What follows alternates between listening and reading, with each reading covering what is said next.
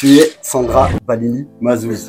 Maman de 4 enfants et passionnée de pâtisserie, je sais que tu lis pas trop qu'on parle de la famille, mais c'est pas grave, je le glisse dedans. Tu es un hymne à la tolérance et au vivre ensemble. Hyperactive, tu es action oriented. Tu répètes les choses 1000 fois, 2000 fois s'il le faut pour exceller. Après une carrière réussie dans la logistique et le commerce international, tu découvres l'immobilier. Et tu dis, c'est l'Amérique. C'est intéressant, parce qu'on me l'a jamais dit. Et comme on est là pour dire des trucs qu'on n'a jamais dit ou qu'on n'a jamais entendu, on est en plein dedans. Toutes les personnes qui, traditionnellement, n'ont pas eu leur chance, peuvent essayer et réussir sans plafond vert. Femme, homme, jeune ou senior, tu aimes ce métier où chacun peut faire de ce qu'il est une force et se créer ses propres opportunités. Et justement, tu répètes que ton travail, si tu le fais mal, tu seras jugé par la seule personne qui compte. Le client. Allez, toute seule. Tu défends les réseaux de mandataires, assurant que tu n'as jamais été autant formé que dans ces réseaux. La boîte où tu veux bosser n'existe pas. Tu vas nous expliquer le chemin pour créer Seriana Immobilier en gardant le meilleur des modèles existants et pour qu'elle te ressemble. Tu es membre du collège Expert SNPI. Bon, c'est la rentrée. J'espère que vous avez acheté un nouveau cartable, toutes les fournitures et vos vêtements de beau gosse pour la photo de classe. Il est parti changer sa chemise. J'espère que vous avez mis les enfants en sécurité à l'école ou avec papy et mamie parce que là, tout de suite, c'est le feu garanti et c'est une fin d'année de folie qu'on vous prépare. Vous allez aimer sa vision. Ciao. Nous sommes avec Sandra Balini Mazouz. Je suis accompagné de la balle rebondissante, la répartie, monsieur Christophe Alioussef, qui est rentré de vacances. C'était en forme. Nickel. Alors on est tout bon. Ah, c'est parti, mais on y va tout de suite. Aloha, c'est Mika, ravi de vous avoir avec nous sur Dis-nous tout, on efface tout. Allez, on arrache tout, c'est parti. Je sais pas combien de temps ça va durer, ça risque de prendre un peu de temps parce que je suis avec des bavards. Mais on y va. Bon, moi j'ai fait un plan. J'aurais dû faire l'intro, je te l'avais dit, mais tant pis. Je vais essayer de suivre le plan et puis Christophe il va casser le plan. C'est le plan est ça, c'est exactement. Pour commencer, pour arriver à comprendre Sandra, qui t'es, qu'est-ce que je dois savoir sur toi?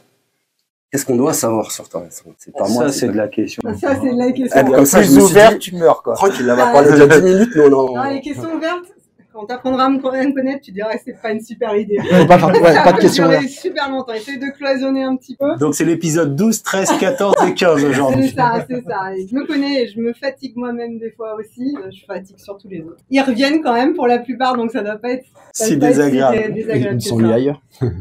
Alors, qu'est-ce qu'on doit savoir de toi? Je suis Sandra Balini Mazouz. Je suis dans l'immobilier depuis 7 ans maintenant. J'ai 45 ans, 11. Je vais avoir 46 ans. C'était 2,9 tout à l'heure. Ouais, mais 11 sur 12. Donc, je suis maman de 4 enfants. L'immobilier depuis 7 ans, donc reconversion, grande et belle reconversion.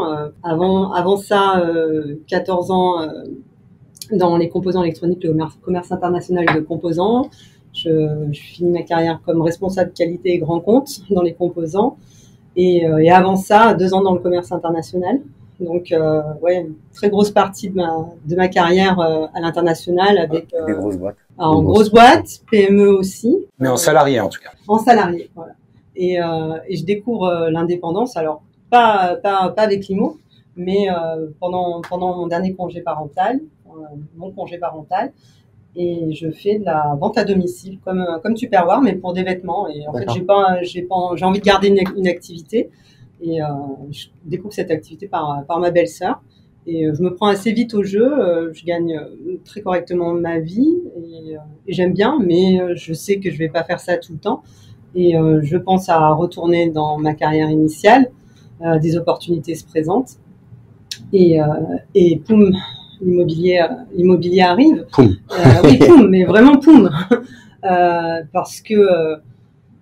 Parce que je suis assez fascinée par ce que je découvre. Je commence dans un réseau de mandataires, le réseau à 3 lettres, qui commence par un I, qui finit par un D. L'immobilier à domicile. Voilà, super confidentiel. Et c'est vrai que ce que je découvre, en plus de l'immobilier, c'est une forme de carrière. Et quelque part, je vois des profils réussir qui sont tellement différents de ce que j'ai connu dans les réussites précédentes, pourtant quand même dans des secteurs qui sont très ouverts, mais des plafonds de verre dans tous les sens sur plein de catégories de population. Plafond de verre, c'est que tu parles de quoi? Tu parles de rémunération, d'évolution, de... Alors, la rémunération, finalement, pas tant que ça, mais un peu de tout. Mais c'est vrai que on se dit, ok, on a une fenêtre qui est assez limitée, surtout quand on est maman, quand on veut avoir beaucoup d'enfants. On se dit, voilà, pour faire carrière au milieu des grossesses, au milieu de ces possibilités aussi, on se dit, ok, la fenêtre, elle est pas si large. Et là, j'arrive, je vois des réussites, mais rien à voir. Des profils super jeunes et des profils plus âgés, des hommes, des femmes, des personnes d'origine étrangère, leur nom il tient à peine sur le panneau. Je me dis mais qu'est-ce qui se passe? Et quand je découvre tout ça, franchement, je suis fascinée. Je vois le truc, je me dis mais c'est l'Amérique en fait. Je dis comme je le ressens à ce moment-là. Et ce qui m'anime. Et aujourd'hui, c'est vrai qu'avec le recul, j'ai un peu envie de remettre l'église au milieu du village parce qu'il y a des critiques qui sont faites sur les réseaux de mandataires. À l'époque, j'aurais jamais poussé la porte d'une agence traditionnelle. Non. Super mauvaise expérience à l'achat, super mauvaise image du métier. Le français moyen qui a son rapport avec l'agent immobilier. Tu n'aurais pas fait carrière dans une agence traditionnelle? Non, j'avais pas envie. À ce moment-là. À ce moment-là, j'avais pas envie. Puis alors, déjà, j'avais pas envie. Je me suis pris 2-3 requêtes dans la tête par semaine. J'avais toujours pas envie à 3 mois après. Mais plus sérieusement, c'est vraiment ce côté, quand on dit, voilà, IAD et autres vendent du rêve, je pense qu'ils vendent pas du rêve, en fait. Moi, à ce moment-là, ils me sortent d'un cauchemar, en fait. Ces modèles-là, IAD qui est le premier et qui le fait très bien, répond à toutes mes attentes professionnelles. Donc, et en plus, avec un domaine qui m'intéresse. Donc, bien sûr que ça coche toutes les cases et j'y vais à fond. Le deuxième point sur lequel je veux revenir, c'est la formation. La formation, on casse les réseaux de mandataires. À l'époque, il y a déjà 200-300 heures de formation en ligne. Pour ceux qui ont envie de les faire, il y en a une partie obligatoire, une partie pas obligatoire. Ouais. Et les formations en présentiel, c'est du lourd. Moi, je suis formée par des anciens franchisés qui ont, pour certains, 500 transactions en compteur. Donc, quand on me parle de formation légère, de quelle formation légère on me parle? Moi, en face de moi, j'ai des puits sans fond de connaissances. Mais je pense que tu as tout dit, parce que tu as cette possibilité, il y en a qui le font, tu en fais partie, mais il y a aussi une partie qui n'est pas forcément formée et qui ne se forme pas. Et je pense que c'est un peu ce que tu mettais en avant, l'image des agences traditionnelles qui ont cette image et qu'il n'y a pas de fumée sans feu, comme on dit, il y a un fond de vérité. Je pense que l'image des mandataires qui ne sont pas formés, toi, tu as commencé il y a 7 ans. J'ai commencé en 2017. Et c'était autre chose. C'était une autre époque. Il y a eu une vague à un moment donné, surtout après le Covid, où l'immobilier était devenu facile, où tu as énormément de gens qui sont devenus mandataires indépendants et qui sont venus faire de l'argent. Ils ne sont pas forcément venus se former, faire des carrières. Ça a fait un appel d'air, mais j'ai envie de te dire, comme dans le sud-ouest, quand il y a eu les tempêtes et qu'il y a eu 500 000 voiles qui sont ouverts pour faire des fenêtres, à l'époque, personne ne s'inquiétait de savoir si les mecs étaient bien formés pour faire des fenêtres. Ton image des agences traditionnelles, il y a un fond de vérité. Ouais. Toutes les agences traditionnelles ne sont pas comme ça. Et là, c'est pareil. Tous les mandataires ne sont pas formés. Il y a une grande partie qui l'est. Moi, je travaille, comme tu le sais, avec plein de mandataires dans l'émission Propriété à tout prix. Il n'y a rien à envier à n'importe quel agent immobilier. S'ils veulent, ils peuvent. Ils le font. Mais il faut oublier aussi, parce qu'ils se sont fait allumer, il y a des années, quand ils ont sorti le e-learning, parce qu'on ne formait pas, sauf en présentiel. C'était de la merde, la formation comme ça. Puis aujourd'hui, tout le monde le fait. Et les premiers, ceux qui l'auront tapé dessus, quoi. Mais surtout que, même si on va un peu plus loin, la loi Allure, elle sort janvier 2017, mais elle est dans les cartons depuis 2014. Bien sûr. Donc, et la loi Allure, elle n'est pas faite pour les mandataires. Non, elle est faite pour les agences. Elle est faite pour les agences. Donc, en fait, à l'époque, le gouvernement s'inquiète pas de la formation des mandataires, mais la formation des agents immobiliers et des collaborateurs. Donc, la loi Allure et les obligations Allure, elles arrivent pas pour les mandataires. À l'époque, c'est un épiphénomène. Combien il y a de mandataires en 2014? Mais très peu. Voilà. Très peu. Donc, finalement, elle est marrante l'histoire, parce qu'on vient taper sur le dos des mandataires en disant qu'ils sont pas formés et qu'ils sont boulangers, bouchers, charcutiers un jour sur 3. Quoi faire le lundi, agent immobilier le mardi, ça c'est ma Voilà. Mais plus sérieusement, voilà, des attaques. Et de toute façon, les attaques personnelles, finalement, elles desservent ceux qui les portent. Parce que comme je te le disais tout à l'heure, mes premiers mandats, les plus beaux mandats que j'ai eus, franchement, j'étais archi nulle en rendez-vous. Enfin, si je me réécoute parler. Mais en fait, les 2 agences d'avant avaient tellement cassé du dos sur la mandataire qu'elle est arrivée, que juste par défiance, j'avais le mandat, en fait. Les mecs, ils me l'avaient servi. Vous n'avez pas été Mais ça, c'est une règle de base dans notre métier et dans beaucoup d'autres. Il faut jamais mal dire de sa concurrence. Jamais. Jamais ça se retourne très souvent contre toi. Déjà ça, et puis après, dans tous les chemins de vente, commencer une relation commerciale avec quelqu'un en lui disant qu'il a pris une mauvaise décision ou qu'il va prendre une mauvaise décision, on commence super mal. On est en train de dire à quelqu'un qu'on connaît depuis 40 minutes qu'il ne sait pas prendre une décision. Donc, qu'est-ce qui va ressortir de ça? Pas grand-chose. Donc, même si on ne part pas sur le coiffeur ou chez charcutier, les petites attaques plus ou moins ouvertes, elles vont desservir. Et puis, quelque part, suivant ta personnalité, c'est un moteur. Moi, tu me dis, tu vas pas y arriver, je vais y arriver. C'est pour ça que c'est très important ce que tu dis, c'est que c'est pas agent, mandataire, etc. Je pense que, et d'ailleurs c'est ce qu'on essaie de montrer dans ce podcast, c'est avant tout des personnes. Bien sûr. T'as une vraie personnalité, c'est pour ça que t'es là, et les gens vont te découvrir, et je pense qu'ils vont énormément apprécier ton personnage. On parlait d'Anan chez Toigny, qu'on a reçu aussi ici, qui a aussi cette personnalité, cette force, etc. Je veux dire, tu serais chez Century, chez IAD, et aujourd'hui dans ta propre boîte, tu es Sandra. Tu vois ce que je veux dire? C'est ça qu'il faut comprendre. Et c'est là où effectivement les clichés sont de plus en plus malvenus et de moins en moins. Oui, ça se dissipe un peu. Et puis après, on en revient aux personnalités. Finalement, aussi l'image de l'agent immobilier un peu grande gueule, un peu fantasque. Oui, ça marche, mais des fois ça marche pas. Et des personnalités beaucoup plus polissées, beaucoup plus discrètes, cartonnent énormément.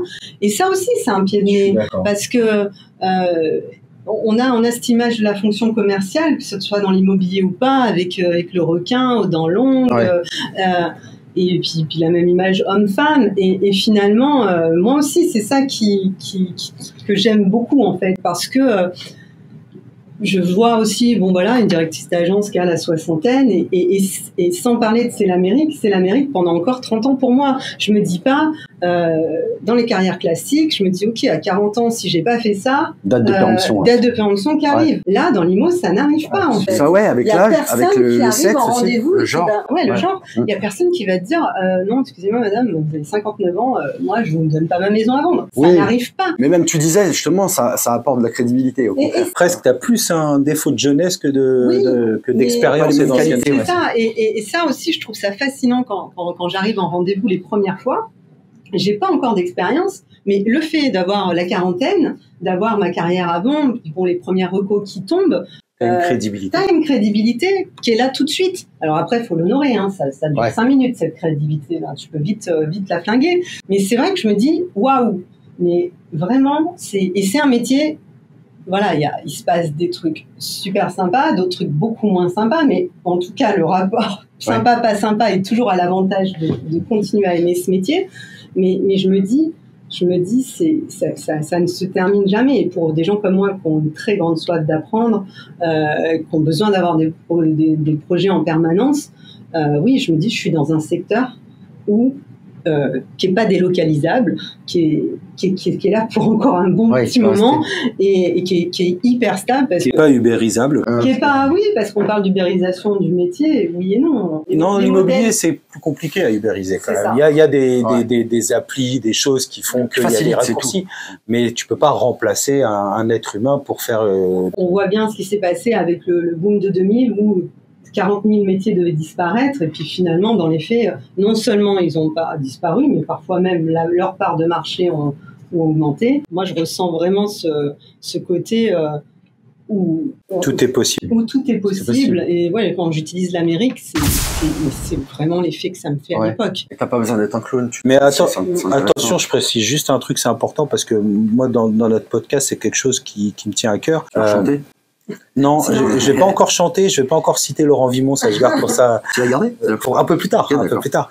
Non, par contre, je vais revenir sur le fait que c'est pas un métier facile, que tu es une fada de travail, que tu te formes énormément et que ta réussite, c'est le résultat de tout ça. Et je dis ça pour éviter que des gens arrivent dans ce métier en se disant, j'ai vu Sandra ou j'ai vu un tel et un tel qui dit c'est l'Amérique. Si et seulement si tu t'en donnes les moyens. C'est juste ça, je voulais préciser. En Amérique, c'est comme ça aussi, je pense. Ouais. Oui, bien sûr, bien sûr. Non, mais bien sûr. Mais Mais que les choses soient comme ça, T'as des bien dites. opportunités, après. C'est faut s'en donner les moyens, faut travailler, faut apprendre, faut être humble et se remettre quand même en cause en Très permanence. souvent, parce que de toute façon, si tu le fais pas tout seul comme un grand, Le métier te rattrape. le métier, il va Une être... gifle par-ci, une Voilà, gifle par-là. une gifle par-ci, une gifle par-là, un client qui te rappelle jamais. Bon, il y a un moment où... Je vois pas du tout de quoi tu parles. Non, mais c'est vrai, parce qu'aujourd'hui, on voit, avec ce qui se passe depuis globalement 1 an et demi, une forme un peu d'attentisme du gouvernement, de ce qui peut se passer même avec la BCE pour les taux. Et là, moi, j'ai pas envie de laisser mon avenir dans les mains d'Emmanuel Macron et de la BCE ou du Haut Conseil de la sécurité financière. Ça fait plus 7 ans que Macron est attentiste sur l'immobilier qu'un an et demi. Depuis 1 an et demi, il a accéléré dans le mauvais sens. Mais ça fait 7 ans qu'il a absolument rien fait pour le marché immobilier. Voilà, on plafonne à 1,2 million de transactions en 2021. On va peut-être tomber à 700 000 cette année. C'est d'une violence inouïe. Mais moi, sur 700 000, il y en aura toujours 20-30 pour moi. Je le sais. Donc, j'ai pas peur.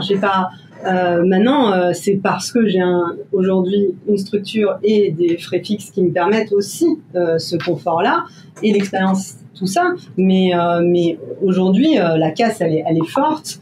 Elle est forte. Dans les agences chez les mandataires, tout le monde, et ça émeut pas grand monde en fait, parce que la profession reste quand même pas forcément très bien vue. On est plus touché par les agriculteurs. Nous, on fait faire quoi? On va les mettre des DPE devant le perron de l'Élysée. Et ça aussi, c'est des choses qui me perturbent, parce que je me dis aujourd'hui, il y a des gens qui ont leurs agences depuis 10, 20, 30, 40, 50 ans, qui ont créé un écosystème. Il y a des salariés, mais il y a aussi plein de partenaires. Ces gens-là, quand ils vont mal, tout le monde va mal autour. On parle des agents IMO, ultra consommateurs de restos, de loisirs, de séminaires.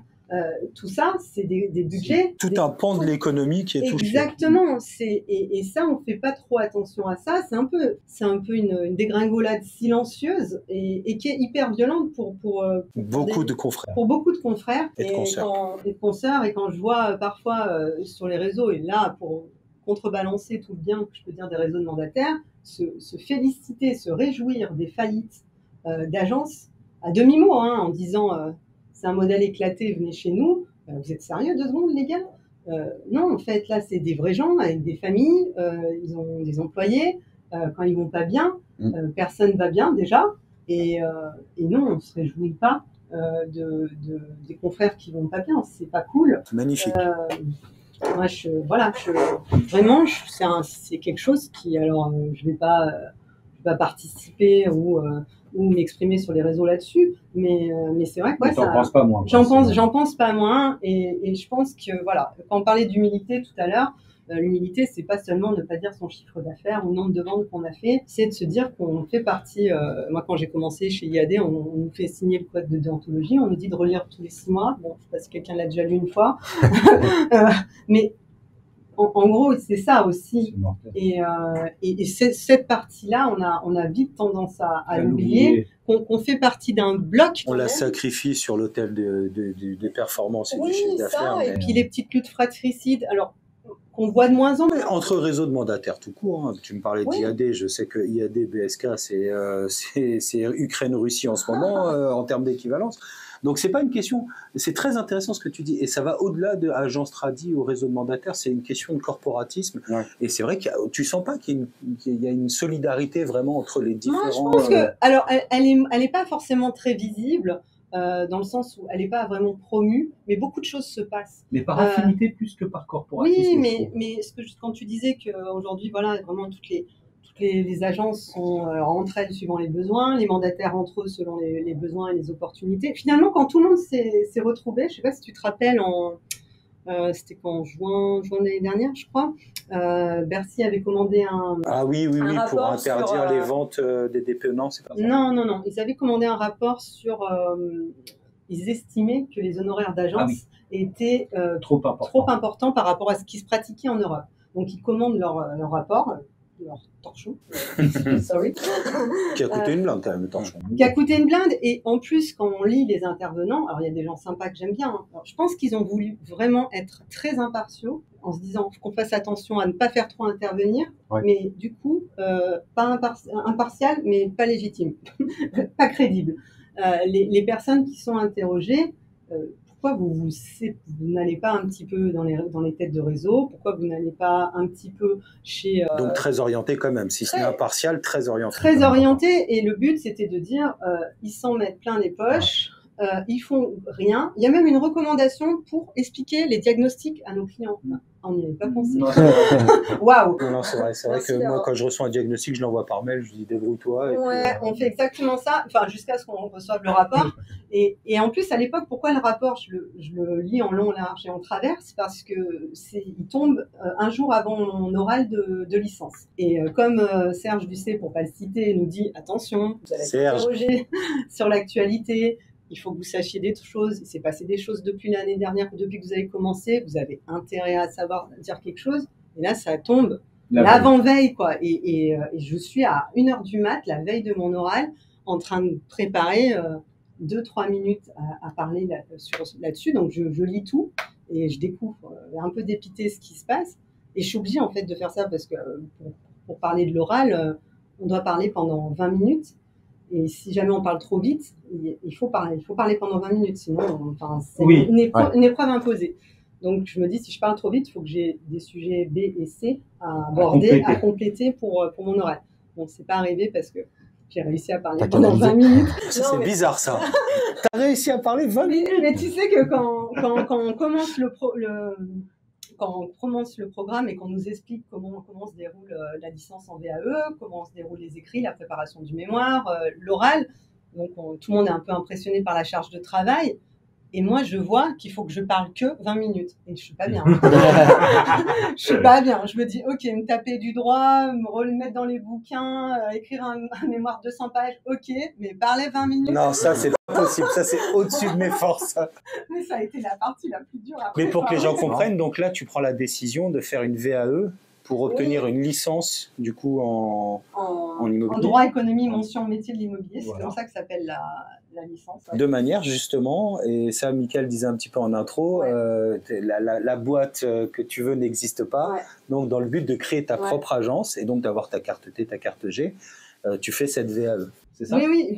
Et puis l'idée arrive un petit peu avant, parce que quand je quitte IAD, que je rejoins un autre réseau de mandataires, je me dis, ok, j'ai envie de me... Que tu cites jamais d'ailleurs exprès? Non, c'est Meilleur Bien. Ah oui, très bon réseau. Ouais. J'arrive chez Meilleur Bien, je me dis, ok, maintenant, je sais ce que je veux plus faire, je sais ce que je veux faire, et je veux me former plus, mais je veux me former exactement sur ce que je veux, et pendant le temps que je veux. Et je prends le catalogue du SNPI comme le catalogue de Noël, pour les jouets. Ceux qu'on la rêve.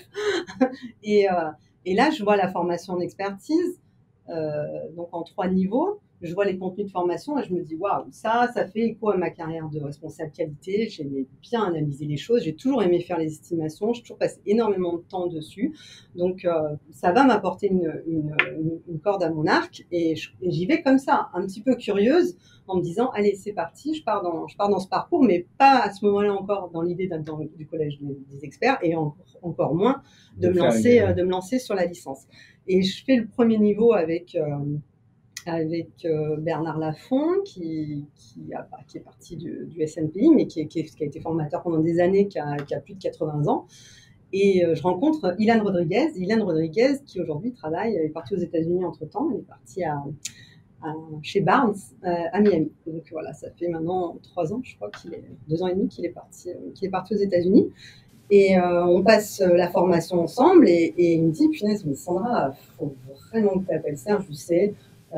Ça va vraiment trop bien t'aller comme parcours, je te vois vraiment bien là-dedans, et je lui parle, je lui dis ce que j'aime pas, et tout ça. Et ça fait son chemin dans ma tête, et là je me dis, ok, j'ai fait un réseau, j'ai fait un deuxième réseau, et aujourd'hui il n'y a pas ce que je veux, ça n'existe pas en fait.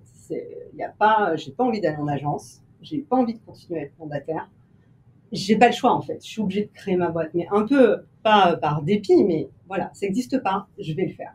Je vais le créer moi-même. Et ça commence, et l'aventure commence comme ça. Et c'est assez dur parce que quand tu as été un peu porté par des groupes, par toute une dynamique en fait, parce que les réseaux de mandataires, et notamment IAD, c'est une machine, c'est en son sens, voilà, il y a quand même... T'es pas toute seule, contrairement à ce qu'on pourrait penser. Toute cette émulation autour de la construction de ta carrière dans l'IMO qui est quand même très prenante. Et du coup, de se dire, waouh, ok, donc ça, maintenant, il va falloir que je trouve la force de faire ça toute seule. Et là, c'est là que tu vois, en fait, tu te dis, ok, si je suis pas faite pour ça, ça va se voir super rapidos. Et c'est là que tu sens, est-ce que l'étoffe, elle est en train de se créer? Est-ce que la mayonnaise, elle prend? C'est un test presque que tu te passes à toi-même en disant... c'est une aventure merveilleuse parce que... Tu te sens libéré du coup? Pas libérée parce que je t'ai pas emprisonnée, mais... T'as cassé le plafond de verre. Je sais même pas ce que j'ai cassé, mais en tout cas, j'ai cassé quelque chose. Je sais pas ce que j'ai cassé, mais c'est vrai que, enfin, ce que je vis à ce moment-là, c'est exceptionnel, et tout le parcours et les gens que je rencontre aussi, parce que c'est pareil, le parcours VAE, t'es avec, alors on commence à 16.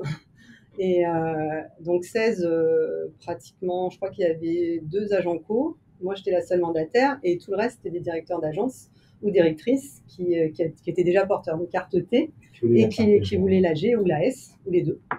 Donc voilà, ça aussi, je me retrouve avec un autre public, avec une autre équipe. Et là aussi, hein, ça se regarde un peu en chien de faïence au début. Hein, t'es la mandataire, t'as travaillé chez IAD, t'es pas coiffeuse. et tu sens que t'as pas que t'as pas ta place, mais que tu vas devoir trimer un petit peu plus. L'exception qui confirme la règle. Ouais, alors non, au départ, t'es juste l'exception. Hein. Après, il faut attendre 2-3 mois avant que tu confirmes la règle. Mais il en manquait déjà la moitié, 2-3 mois après, non? Ouais, c'est ça. En fait, c'est le parcours VAE, c'est quelque chose qui, sur le papier, peut paraître facile. Et après, dès que tu commences à rédiger, dès que tu commences à te mettre dans la démarche, ne serait-ce que du pré-dossier, constituer ton dossier, chercher tes preuves, c'est pareil. Il va falloir prouver que tu as travaillé en fait pendant toutes ces années. Quand tu es salarié, tu as tes fiches de paye. Quand tu es mandataire, heureusement que je garde beaucoup de papier, hein, parce que il faut vraiment tout garder. Et tu as intérêt à avoir fait des transacts quand même, hein, pas en avoir fait 3, parce que sinon tu vas te faire démonter au pré-dossier. Bien sûr. On va dire que tu n'es pas légitime, tu le fais l'année prochaine, on te validera mais en partiel et tout. Donc j'ai quand même cette flip et je constitue mon pré-dossier, je récupère des recommandations auprès de confrères, auprès d'anciens collègues, auprès de notaires, voilà, pour arriver qu'un pré-dossier qui dit bon, je n'ai peut-être pas travaillé en agence, mais voilà tout ce que j'ai fait. Donc, finalement, dans le pré-dossier, moi, j'avais beaucoup plus travaillé que les autres parce que j'étais déjà allée chercher des informations dont j'aurais besoin pour mon dossier plus tard. Et quand on arrive à passer le pré-dossier, là, ça y est. Tout le monde est détendu. Mais ils sont plus que 5 à ce moment-là, je crois. Ouais, c'est ce que je disais tout à l'heure, c'était destination finale. Chaque mois, quand on arrivait pour les nouvelles formations, on voyait des têtes en moins. Et après, bon, il y a plein de choses qui font que les gens arrêtent en cours de route. Comme je t'ai dit, c'est quelque chose qui paraît abordable. Et puis après, quand on prend la mesure aussi du travail qu'on va devoir accomplir pendant 1 an, c'est ce que j'avais demandé pour ceux que ça intéresse. La VAE, ça dure 1 an, c'est ça? Alors normalement 1 an. Après, ça dépend aussi des dates de jury de la fac qui parfois tardent à donner des dates. Donc nous, finalement, on est passé de 1 an à 16 mois. D'accord. Mais du coup, ça nous a laissé entre guillemets un peu plus de temps pour se préparer. Mais en gros, oui, c'est 2 mois et demi pour faire le pré-dossier. Après, on a 6-7 mois pour faire le dossier. Et après, le reste du temps, c'est pour préparer l'oral et le passage devant le jury. Et alors justement, à part la difficulté de ne parler que 20 minutes, c'était quoi les difficultés sur l'examen final? C'est quand même quelqu'un qui fait de l'immobilier depuis 4, 5, 6 ans, 7 ans, comme c'est ton cas. C'est quelque chose qui est quand même relativement accessible ou faut vraiment... Alors en fait, c'est assez rigolo parce qu'il y a des gens qui ont 20 ans d'immobilier, mais en fait... qu'est-ce que tu as fait pendant 7 ans? Qu'est-ce que tu as fait pendant 20 ans? Exact. On en revient à des fois les gens qui disent j'ai eu 20 ans d'expérience. Non, tu as exercé pendant 20 ans. T'étais là. Mais tu étais là. Si tu n'as pas fait grand-chose pendant 20 ans, quelqu'un qui a charbonné pendant 7 ans est potentiellement plus qualifié. C'est ça. Et alors quand tu arrives à l'oral, le jury a depuis 1 mois ton dossier écrit. Donc en fait, ils nous le disent après, mais ils savent déjà à l'écrit, avec ce que tu as produit à l'écrit, ils savent déjà plus ou moins qui vont avoir en face à l'oral. Ils prennent au sérieux ou pas? S'ils vont te prendre au sérieux, comment tu as constitué ton dossier, il y a des milliards de petits indices dans ta façon de travailler qui vont déjà préparer plus ou moins ton Donc toi oral. qui es carré, tu as dû leur faire un dossier chiadé, perfo-relié, plastifié, Ah, etc. J'étais contente de mon dossier. Mais d'ailleurs, Serge m'a saoulée pour encore le citer, parce que normalement, je sais pas, on devait envoyer le 8 au matin, et il nous prévient 2 mois avant, il dit ouais, vous commencez pas à être encore le 7 à minuit, encore en train de refaire votre dossier. Le 7 à minuit, j'ai le dossier. Je pouvais pas. Évident. Mais c'est vrai que beaucoup de préparation, mais sans parler de la préparation pour le diplôme, c'est une préparation pour toute ta vie professionnelle après. Parce que quand tu dois monter ton dossier et que tu prends 3-4 exemples de vente, tu dois prendre des exemples de vente et décortiquer ta pratique sur ces ventes. Donc, il faut que ça soit idéalement un dossier où c'est passé pas mal de choses, où tu as montré tes compétences transverses, où tu as dû contacter l'urbanisme, les diags, je sais pas, faire intervenir un artisan, tout ça. Donc, plus le dossier est riche, plus tu vas pouvoir aussi montrer à travers ce dossier tes connaissances. Et après, tu vas devoir mettre des références juridiques. Donc là aussi, je découvre que sur 78 codes dans la loi française, on est concerné pratiquement par 10 ou 12 codes. Et tu prends la mesure un peu de la responsabilité qu'on a dans notre métier, comme je te faisais le parallèle tout à l'heure avec les fenêtres, on n'est pas en train de vendre des fenêtres. Du coup, ça aussi, c'est très responsabilisant et ça te remet aussi beaucoup à ta place sur le niveau de connaissance que tu as. Que tu es censé avoir. Que tu es censé avoir ou que tu n'as pas, justement. Et c'est vrai que cet exercice-là, il n'est pas du tout confortable parce que tu as l'impression quand tu as fait une belle vente où tu te dis waouh, ben, punaise, moi je fais ça bien, je fais ça bien, je fais ça bien. Ouais, tu le fais pas si bien que ça. Ouais, tu fais pas tout ça en fait. Puis tu le fais en fait 2 fois sur 5. Ouais, c'est ça. Et ça, toute cette remise en cause, et je me prends un peu en pleine gueule ce qui se passe vraiment parce que il va falloir que je le raconte et pour que ça soit crédible, il y a intérêt que ça soit vrai parce que le jury, on va se défendre. Ah, tu peux pas inventer, bien sûr. Ah là, en face de toi, tu as en général, tu as un marchand de biens, un directeur d'agence. Moi, j'avais prof de fac de droit. Je sais pas si c'est un prof d'éco. Après, il y a une profession, un prof qui avait rien à voir, je crois que c'est un prof de physique. Et ils essayent aussi de faire un jury un petit peu éclectique. Exactement. Donc en moyenne, tu as 4-5 universitaires et 3-4 professionnels ou 3 professionnels. Tu leur racontes pas la messe. Non, tu leur racontes pas la messe. Hein. Ça n'a pas 22 ans en face de toi, il n'y a pas de lapin de 6 semaines. Au début, finalement, la feuille blanche, tu l'as longtemps. Hein. Avant de commencer à écrire, tout a l'air simple jusqu'à ce que tu poses tes premiers mots.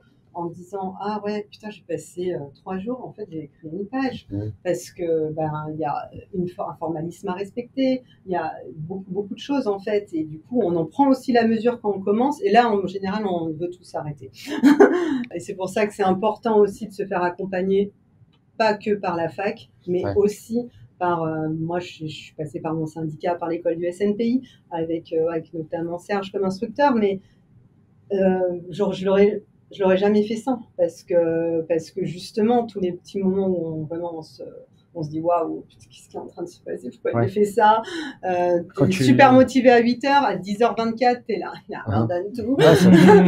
Ça te remet dedans, ça te remet dedans, ça te remet le cadre et même il te rappelle pourquoi tu l'as fait parce qu'à un moment même toi t'oublies pourquoi tu l'as fait. Et là c'est intéressant ce que tu dis parce que si on faisait bien à chaque fois toutes nos ventes, ça prendrait du temps, ça demande des connaissances importantes qu'on n'a pas forcément tous. Est-ce que le juridique, parfois, est l'ennemi du commercial? Je sais pas, après, ça dépend ton goût et ton appétence aussi pour voilà. Aucun goût, aucune appétence. Ok, moi, voilà, pendant cette année, j'ai étudié la jurisprudence sur une dizaine de sujets, notamment sur les honoraires, sur les avis de valeur aussi, parce qu'après, quand j'ai décidé aussi de faire l'expertise, on se rend compte qu'en tant qu'agent immobilier, on a une énorme responsabilité, notamment sur les avis de valeur, pas que les experts. On peut se faire attaquer pour ce qu'on appelle la perte de chance. Donc la perte de chance, concrètement, quand tu as sous-estimé un bien ou surestimé parce que ton acheteur a un bien qui va être enrôlé et il vaut 160, tu fais une estimation à 190 pour qu'il ait son prêt et puis il le vend à 135. Et après, 2 ans après, qui est-ce qu'on attaque? L'agent immobilier. Voilà. Et les jurisprudences sont constantes sur le sujet? Plutôt pas du tout à l'avantage des professionnels de l'immobilier. Alors après, on n'est pas dans un pays très procédurier. Assez naturellement, les gens attaquent peu, mais n'empêche que la responsabilité Il suffit d'une fois. est très importante. Ouais. Et finalement, c'est des choses qui sont assez tues. Quand on commence comme mandataire, on se dit pas, bon, attention. Et c'est vrai que moi, je me pose la question à l'époque, je trouve que la RCP est vraiment pas chère. Je me dis, mais comment je peux être couverte sur des choses aussi importantes, même avant je commence ces démarches. Tu parles en tant que mandataire. En tant qu'agent co. En tant qu'agent co. Alors après, pas que mandataire, les agents co aujourd'hui ont une RCP. Oui, mais les agences traditionnelles, elles ne coûtent pas 15 € par mois. Là. Voilà, oui, je sais. Oui, tu le sais maintenant. Voilà. Mais justement, je me dis, parce que je pense pas que le réseau soit attaquable parce que les estimations sont faites à notre nom, en notre nom propre, avec notre numéro RSAC. Donc, je me dis, waouh, faut faire gaffe. Et à l'époque, c'est pour ça que je passe autant de temps sur les estimations. Parce que je me dis, non, là, je suis en train de rendre un papier qui peut me foutre ma vie en l'air dans 3 ans. Donc, c'est vrai que je fais attention à l'époque déjà à ça, et après j'ai cette sensibilité parce que j'étais responsable qualité, j'ai fait de la norme. C'est quand même dans ton personnage d'être carré, d'être juridique. C'est dans mon ADN et de faire attention à ces choses-là, en tout cas qu'elles m'interpellent assez pour que j'aille mettre mon nez dedans et me dire waouh, attention. C'est pour ça que je te dis sur la partie est-ce que le juridique est contre le commercial? Moi non, je pense qu'il se marie très bien. Après, il faut doser, c'est toujours pareil. On n'a pas besoin d'être juriste quand on est agent immobilier, comme on n'a pas besoin d'être expert en construction, mais mine de rien. C'est bien d'avoir une connaissance quand même globale, ou sinon un carnet d'adresses qui va avec, je sais pas, je demande à un tel. On est un métier de réseau, on a besoin de tout un écosystème pour fonctionner correctement. On parle des agents mandataires, mais il faut tous les professionnels de l'immobilier doivent avoir 10, 15, 20 personnes prêtes à dégainer autour d'eux sur plein de sujets. Absolument. Et ça, c'est vrai. Et ça met du temps quand même à constituer des personnes. Ça met du temps parce que surtout quand tu commences comme mandataire, voilà, il faut avoir fait un certain nombre de dossiers, tu as rencontré un expert là-dessus, un diagnostiqueur là-dessus. Et puis les notaires aussi. Les notaires. Alors maintenant, il y a beaucoup de notaires qui ont même carrément un notaire mandataire dans leur étude qui va s'occuper que des dossiers de mandataires, parce qu'on arrive à quoi? Une transaction sur 4 pratiquement sur les mandataires. Oui, c'est ça, je crois que c'est donc voilà, on n'est plus dans les petits phénomènes du tout, on est dans quand même une constante importante. Mais donc, garder un petit peu un nez sur le juridique. Et quand on n'aime pas du tout, aujourd'hui, il y a Modelo, il y a Sinimo, il y a tous les logiciels qui intègrent. Moi, maintenant que je rédige les compromis. Enfin, c'est un plaisir. T'as quand même 50 alertes de attention, là, vous êtes en train d'écrire ça. Et sur Modelo, justement? Ouais, je suis sur Modelo. Ouais. Très, très bon. Et c'est super bien fait. Tu fais ta liste de meubles. Attention, certains services de publicité foncière n'acceptent plus dans tel truc. Et t'apprends en même temps. Et t'apprends énormément. Et c'est tous ces petits points, cette veille juridique qui est top. Et quand j'étais mandataire, on me disait ouais, tu vas prendre une agence, ça va coûter je sais pas combien et tout. Non, ça coûte 45 € par mois, Modelo. Ouais, de quoi tu fais tout. De quoi tu fais les mandats, tu fais les compromis. Et puis, c'est ça le métier d'agent immobilier. Sinon, tu prends une clé, tu vas faire visiter et c'est fini, tu envoies au notaire. Bon, encore une fois, sans médire, mais là, tu as vraiment l'impression de faire ton métier quand tu mets ton vendeur, ton acheteur autour de la table, que tu leur présentes le compromis, que tu réponds à leurs questions, etc. C'est quand même une prestation de service qui est quand même assez intéressante. Après, moi j'avais un peu l'image de l'agent IMO, un peu le médecin de famille de l'IMO en fait. Et c'est vrai que non, quelqu'un qui a regardé toutes les newsletters de Doctissimo, il n'est pas docteur, même s'il adore, même s'il a regardé toutes les saisons de Dr House. Non, toujours pas. Il faut regarder Grey's Anatomy pour être docteur. Mais ça, tu vois, c'est marrant ce parallèle parce que je trouve qu'aujourd'hui, pas que dans l'IMO, mais si tu as des amis médecins, des amis profs, il y a quand même une défiance envers l'autorité. Avant, j'ai envie de te dire, on posait pas de questions, on remettait pas en cause le médecin, on remettait pas en cause l'avocat. Il y avait quand même une sorte de prestance avec certains métiers qui aujourd'hui est remise en cause pour des bonnes raisons, parce qu'il y a eu assez de choses folles qui se sont passées. Autant que cette confiance aveugle n'était pas légitime, autant cette remise en cause quasi permanente n'est pas légitime non plus. Voilà. Ça est passé de tout à rien. C'est ça, et c'est vrai que aujourd'hui, pour rattraper, on le sent, cette confiance, moi, c'est pas parce que j'ai une carte T que tout se passe par magie avec les clients. C'est des choses en plus dont moi j'avais envie et besoin pour exercer mon métier, mais c'est pas quelque chose où j'arrive, je sors ma carte T et les gens ils disent ah oui, ah non, moi je Ça parle. ne déroule pas un tapis rouge. Non, ça déroule pas un tapis rouge. Et ça, c'est un peu le devoir d'humilité que tout le monde se prend ou pas. Si tu veux pas le prendre, tu vas dans le mur parce que il faut faire tes preuves. Il faut toujours avoir ce petit truc en plus et expliquer pourquoi tu fais si bien ce métier. Ok, c'est cool, mais tu vas devoir reprouver. Et parfois même avec tes clients que tu as déjà. Ouais, absolument. Parce que ça aussi, c'est quelque chose de très nouveau. Mais après, quand on enlève notre casquette d'agent IMO, nous, on est agent IMO, quand on reprend notre casquette de consommateur, on se comporte comme ça. On remet en cause énormément de choses très rapidement.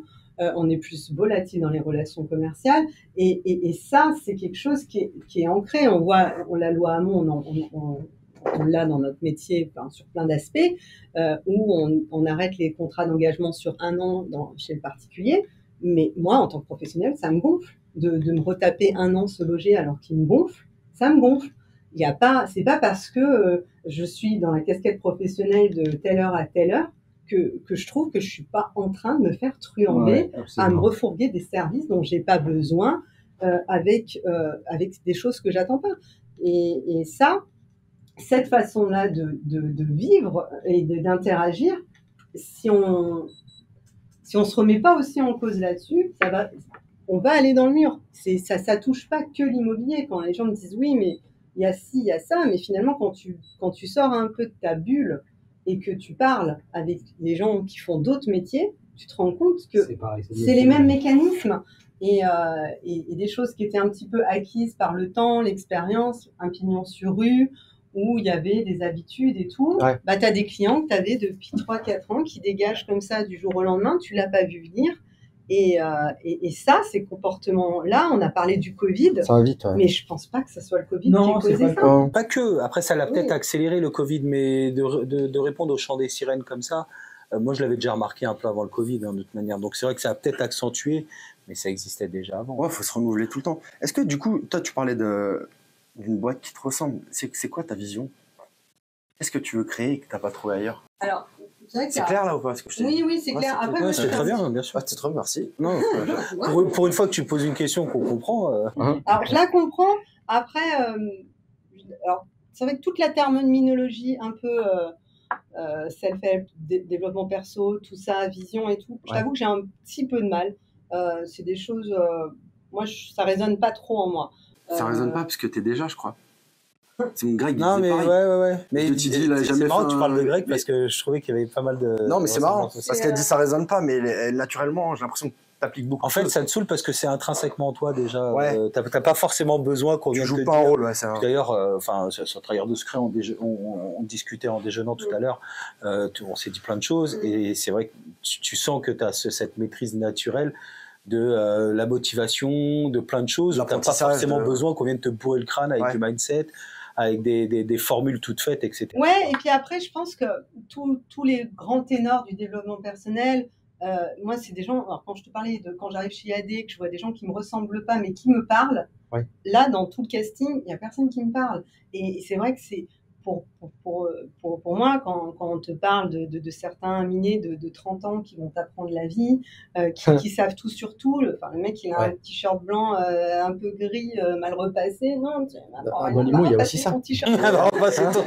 Non, mais c'est vrai que ce côté-là, j'ai du mal avec cette approche. Je parle beaucoup de Serge, je vais sûrement en parler encore beaucoup, mais je fais partie de la génération les références avaient en général 20, 30, 40 ans de plus que toi. Donc, c'est vrai que j'ai du mal, en fait, aujourd'hui, à donner du crédit comme ça à quelqu'un qui a 20, 25 ans, qui a 15 ans de moins que moi. Pas parce qu'il a 15 ans de moins que moi, il peut faire plein de bonnes choses.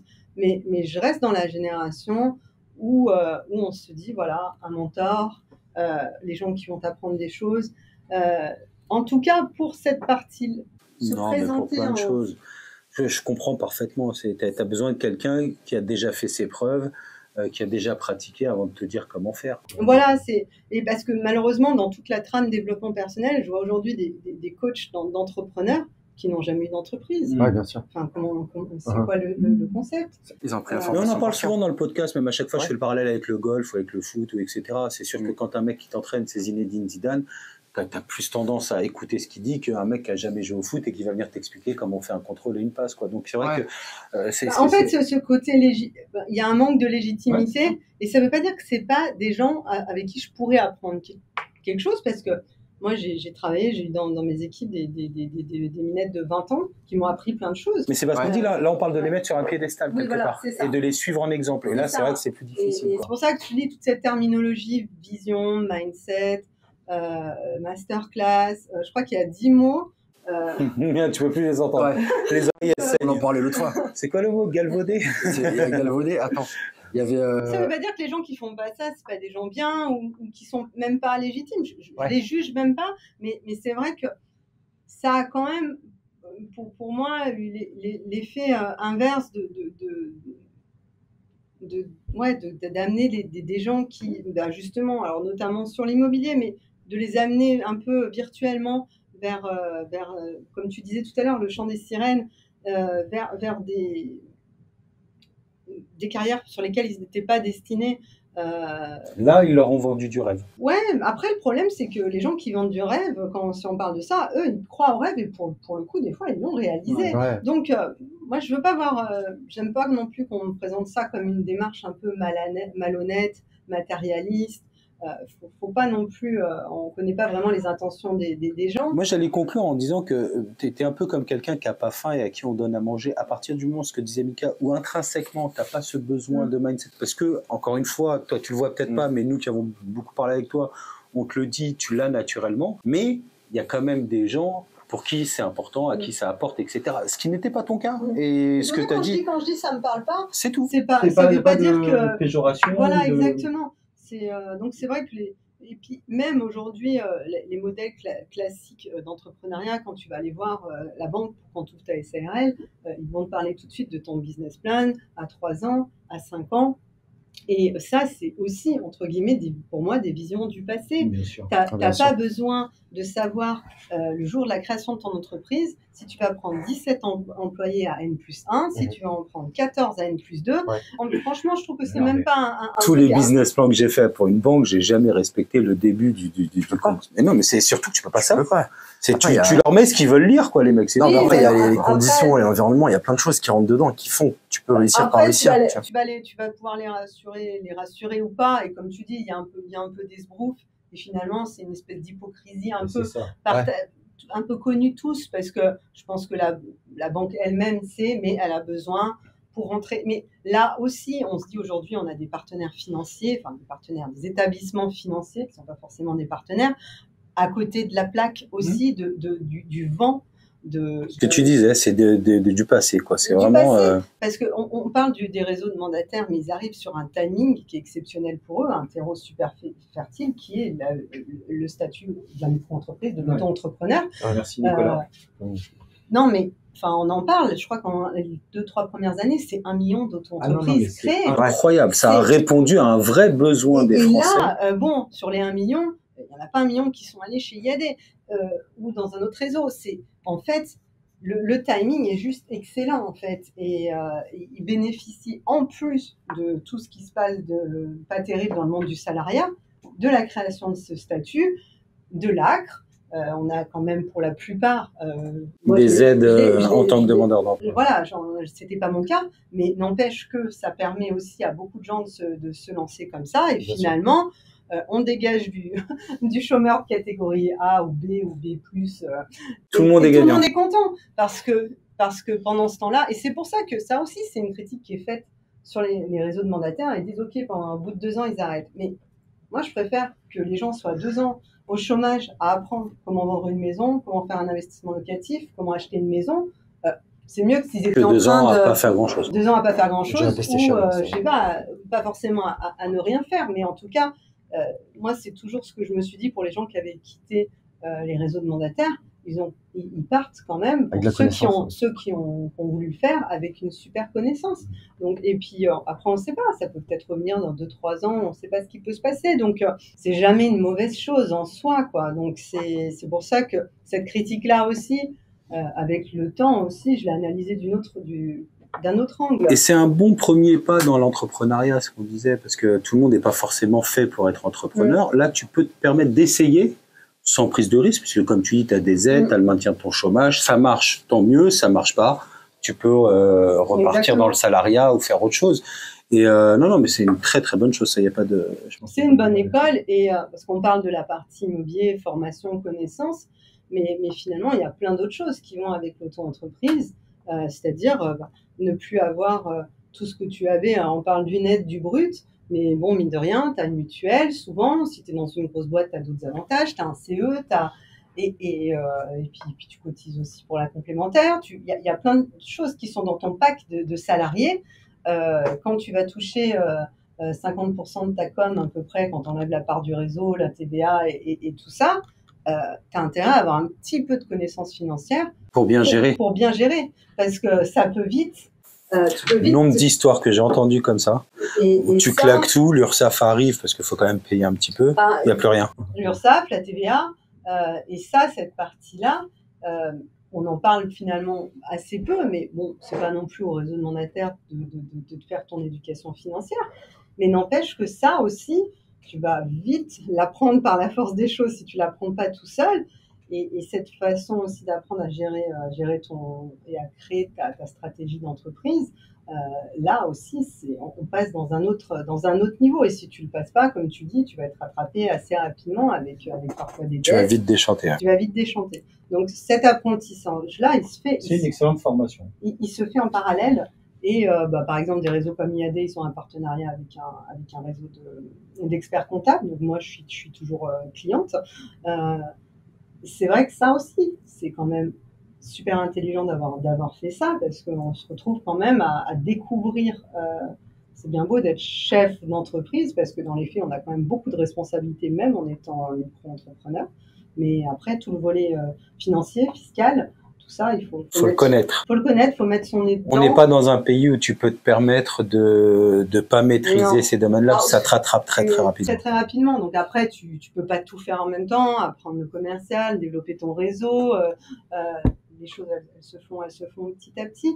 Mais c'est vrai que pour moi, le chemin se fait dans le temps qu'il faut pour que quand j'arrive à la case SARL, il s'est déjà passé pas mal de choses, et j'ai déjà eu beaucoup de connaissances. Alors, justement, c'est quoi la différence entre Sandra mandataire et Sandra chef d'entreprise, du coup? Parce que quelque part, en tant que mandataire, tu pouvais faire déjà ce que tu voulais. Le fait d'avoir créé ta société, c'est pour faire quoi en plus alors? Ou pas en plus, peut-être différemment. Enfin, c'est un peu ce que te demandait Mickaël tout à l'heure. C'est vrai que quand aujourd'hui on voit le niveau d'autonomie des mandataires, et surtout dans certains réseaux où quasiment tu as limite carte blanche sur tout, moi c'est vrai que c'est déjà je veux mon nom, je veux ma marque, et je veux pas. Alors justement, Seriana, c'est pour il y a une histoire. Alors Seriana, c'est une petite vallée en Italie en fait, qui se termine dans le village de Clusson, d'où mon papa est originaire, là où il est né. Il y avait forcément une histoire avec l'Italie, mais Alexandra surtout, j'ai pas de choix au hasard. Alors, c'est pas au hasard, mais Seriana, je le choisis en 4 jours, parce que Seriana ne devait pas être Seriana. Normalement, ça devait être Sequana Immobilier. D'accord. Donc, je dépose à l'INPI en février. Et donc, il y a 2 mois, un peu comme pour un permis de construire, il y a des recours possibles. Et à 2 mois moins 1 jour, je reçois un courrier du S&P. Comme sur les permis de construire. Et d'ailleurs, je pense, parce que j'ai déjà déposé pour une autre société, je pense que c'est pour me dire que ça y est, mon dossier est validé. Et puis j'ouvre et je vois 4 pièces jointes. Je dis, qu'est-ce que c'est que ce bordel? Et là, je vois société d'avocats, machin, tout ça. Et en fait, il y a un recours pour que j'en retire mon nom par une société qui s'appelle Sequano Aménagement, et qui estime qu'il y a un risque de confusion parce qu'elle a déposé dans la même classe, donc la classe 36 des affaires immobilières. Et là, j'appelle la société d'avocats. Sur le même secteur que toi? Non. alors dans le 93 ou 95, je sais plus, mais c'est une grosse société d'aménagement, et ils ont déposé en pagaille, hein. Moi, j'ai déposé un nom, une classe, pas de logo, la petite formule la moins chère. Eux, ils ont déposé 50 trucs dans 50 classes, dont la classe 36. Et là, j'appelle la société d'avocats. Et ils me disent oui, oui, on a estimé pour notre client qu'il y avait un risque de confusion, voilà. Donc j'appelle un avocat que je connais et je lui dis ok, qu'est-ce qui se passe, qu'est-ce que j'ai comme chance? Et après il me dit non, franchement, malheureusement, juste une lettre de différence, tu risques de te faire. Et là je dis j'en ai pour combien de temps? Il me dit 6 à 8 mois. Je dis non, je dois déposer. Et Sequana, ça voulait dire quoi? Sequana, c'est la déesse de la Seine. Je trouvais ça super mignon. Et j'étais un peu un déesse grecque, tout ça. Je trouvais ça super sympa comme nom. Mais c'est dur pour ceux qui nous écoutent. Là, quand tu te fais ton projet, que tu choisis ton nom, etc. Ouais. C'est pas juste du caprice, c'est-à-dire que tu l'as visualisé. Puis, ça s'appelait Sequana pour toi, et donc c'est dur d'y renoncer quand même. Et puis il y a déjà la personne, donc Mathieu, qui est un créateur, un graphiste et un super artiste, qui est déjà en train de plancher sur le logo. Et d'ailleurs, je lui dis, j'attends juste que ça soit déposé, égaux, mais bon, il a déjà ses petites idées, tout ça. Et là, mais on est dans le timing, il faut que ça trace. Donc, quand il faut vite que je prenne une décision, je dis non, je ne vais pas partir dans des procédures d'avocat. Donc, j'abandonne le nom, je fais le retrait sur l'INPI. Et là, je me dis, OK, les déesses grecques, je vais toujours trouver quelqu'un qui va avoir une lettre d'écart, un truc, un machin. Je laisse tomber. Il faut que je trouve quelque chose de beaucoup plus confidentiel. Et là, je pars dans le petit village de mon grand-papa, de mon papa et de ma famille italienne. Et là, c'est vraiment pas trop du cul du monde, mais voilà, c'est des petits villages. Ouais, la probabilité, elle est vraiment pas... La probabilité que... Un autre mec du village, il est... Oui, et puis surtout qu'il est déposé aussi en France, en Italie et en Europe. Voilà, donc là, j'étais beaucoup plus tranquille. Et puis pour le coup, bienvenue, parce que... À l'arrivée, c'est pas plus mal, comme je trouve référence à ton grand-père. Voilà, et mon papa, voilà, à mes origines italiennes. Et puis pour le coup, ça donne beaucoup d'inspiration pour le logo aux graphistes. Et finalement, de toute façon, tout ce qui doit arriver arrive. Absolument. Et voilà, donc Seriana, finalement, c'est en 3-4 jours que le nom sort, un peu par allez merde, qu'est-ce qu'on fait? Faut vite prendre une décision. Donc voilà comment arrive Seriana. Et après, oui, pourquoi la carte T? Parce que je veux recevoir mes clients. J'en ai marre d'aller chez les gens. Alors je continue. T'es pas obligé. Mais si tu le souhaites, tu peux les accueillir, tu peux les... Oui, c'est ça. Et après aussi, je veux rédiger des compromis. Je veux rédiger. Et c'est la vraie différence entre justement les mandataires et les porteurs de carte T. Oui, mais alors après, j'ai même des confrères d'agences qui ont arrêté de rédiger et qui font rédiger que par les notaires parce que ça les gonfle. Et de toute façon, la loi Hoguet, justement, permet toute cette flexibilité pour que chacun trouve son bonheur, son style. C'est ça aussi le truc. Moi, je suis pas en train de créer un mouvement national. Faites vos compromis. Voilà, je suis pas un porte-drapeau. Il y a pas de drapeau. Et je fais juste ce que j'ai envie de faire et qui fait que je vais avoir envie de me réveiller le matin et d'aller bosser, en fait. Et parce que c'est ça, quand tu parles de vision, de moteur, moi, je veux me coucher en ayant la hâte du lendemain. Et c'est ce qui m'arrive depuis un an, crise ou pas crise.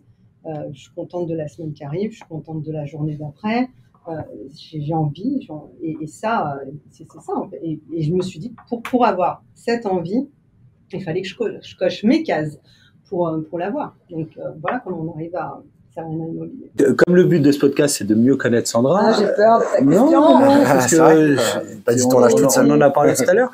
Tu dis que justement, c'est pas que t'aimes bien, mais quand il t'arrive des choses négatives, ça te fait pas peur, tu t'en nourris et ça te fait avancer. Là, tu nous as donné l'exemple du nom où ça aurait pu, pour plein de gens, être gênant, etc. 3 jours après, tu as un nouveau nom, un logo, et tu es parti dans l'aventure comme si tu en étais. Et je sais que c'est quelque chose chez toi où, voilà, si on te dit... juste ça, c'est pas du mindset, juste ça, déjà. Mais bien sûr. Mais c'est pas, t'inquiète pas. Voilà, après, je sais, c'est juste que la terminologie, des fois, me vacille un peu. Mais sinon... Alors, il y a 2 choses à laquelle je veux répondre dans ta question. C'est le nom, il me trouble pas.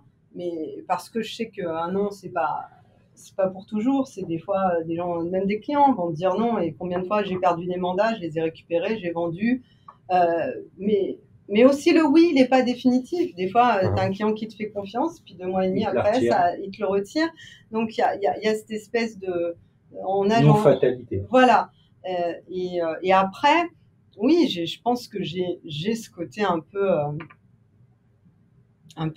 tu me dis de pas aller là-bas, je vais y aller en premier, en courant, pieds nus, 4 du mat, pas de problème.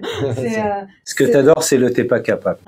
Ouais. Le t'es pas capable, je crois que tu pourrais faire n'importe quoi pour prouver que si t'es Mais je pense que j'ai dû faire quand même pas mal de fois n'importe quoi. C'est une qualité, un défaut, je fais beaucoup d'erreurs. Je pense comme tout le monde, il y en a, je les refais 10 fois pour être sûr. Tu vois, c'est ce côté... j'ai plutôt, enfin, je suis quelqu'un qui a de l'humour, qui sait aussi prendre avec un peu d'autodérision les choses qui m'arrivent, pas forcément à l'instant T comme tout le monde, mais après des fois tu refais le film et tu te dis waouh, c'était n'importe quoi, et t'en rigoles, mais c'est après tu te réconcilies aussi un petit peu avec ton histoire et en te disant ok, ça j'ai fait ça c'était une bonne idée. Mais c'est les meilleures choses de ma vie qui me sont arrivées sur le TEPA Cap et je le fais quand même. C'est les trucs qui te font vibrer.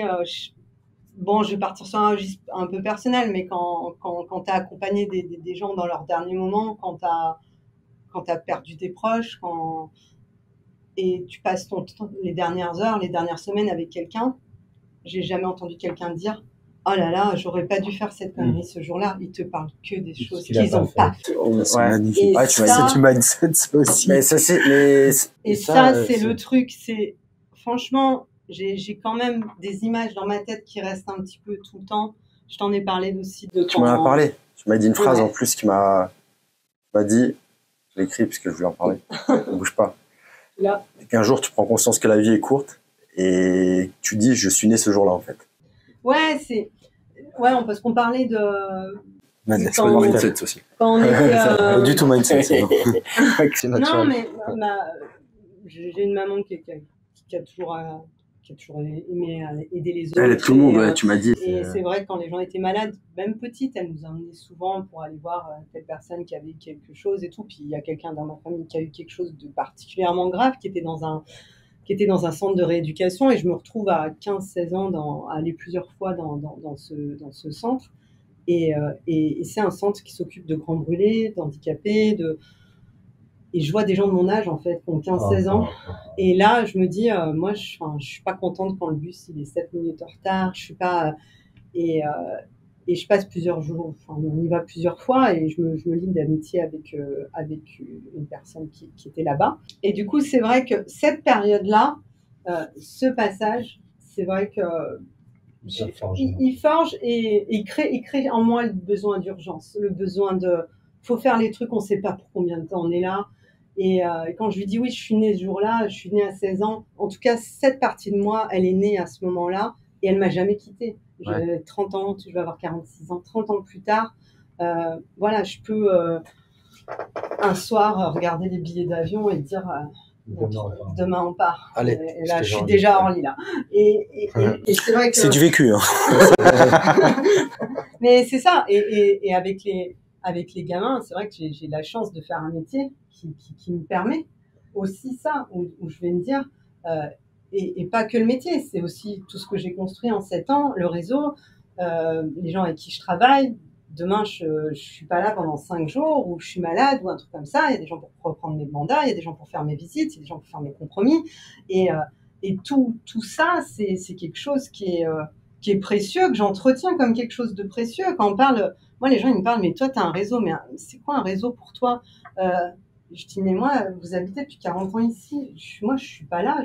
Le réseau, c'est quelque chose qui s'entretient. Qui s'entretient. Et qui se crée d'abord et qui s'entretient. Qui s'entretient, qui se renouvelle.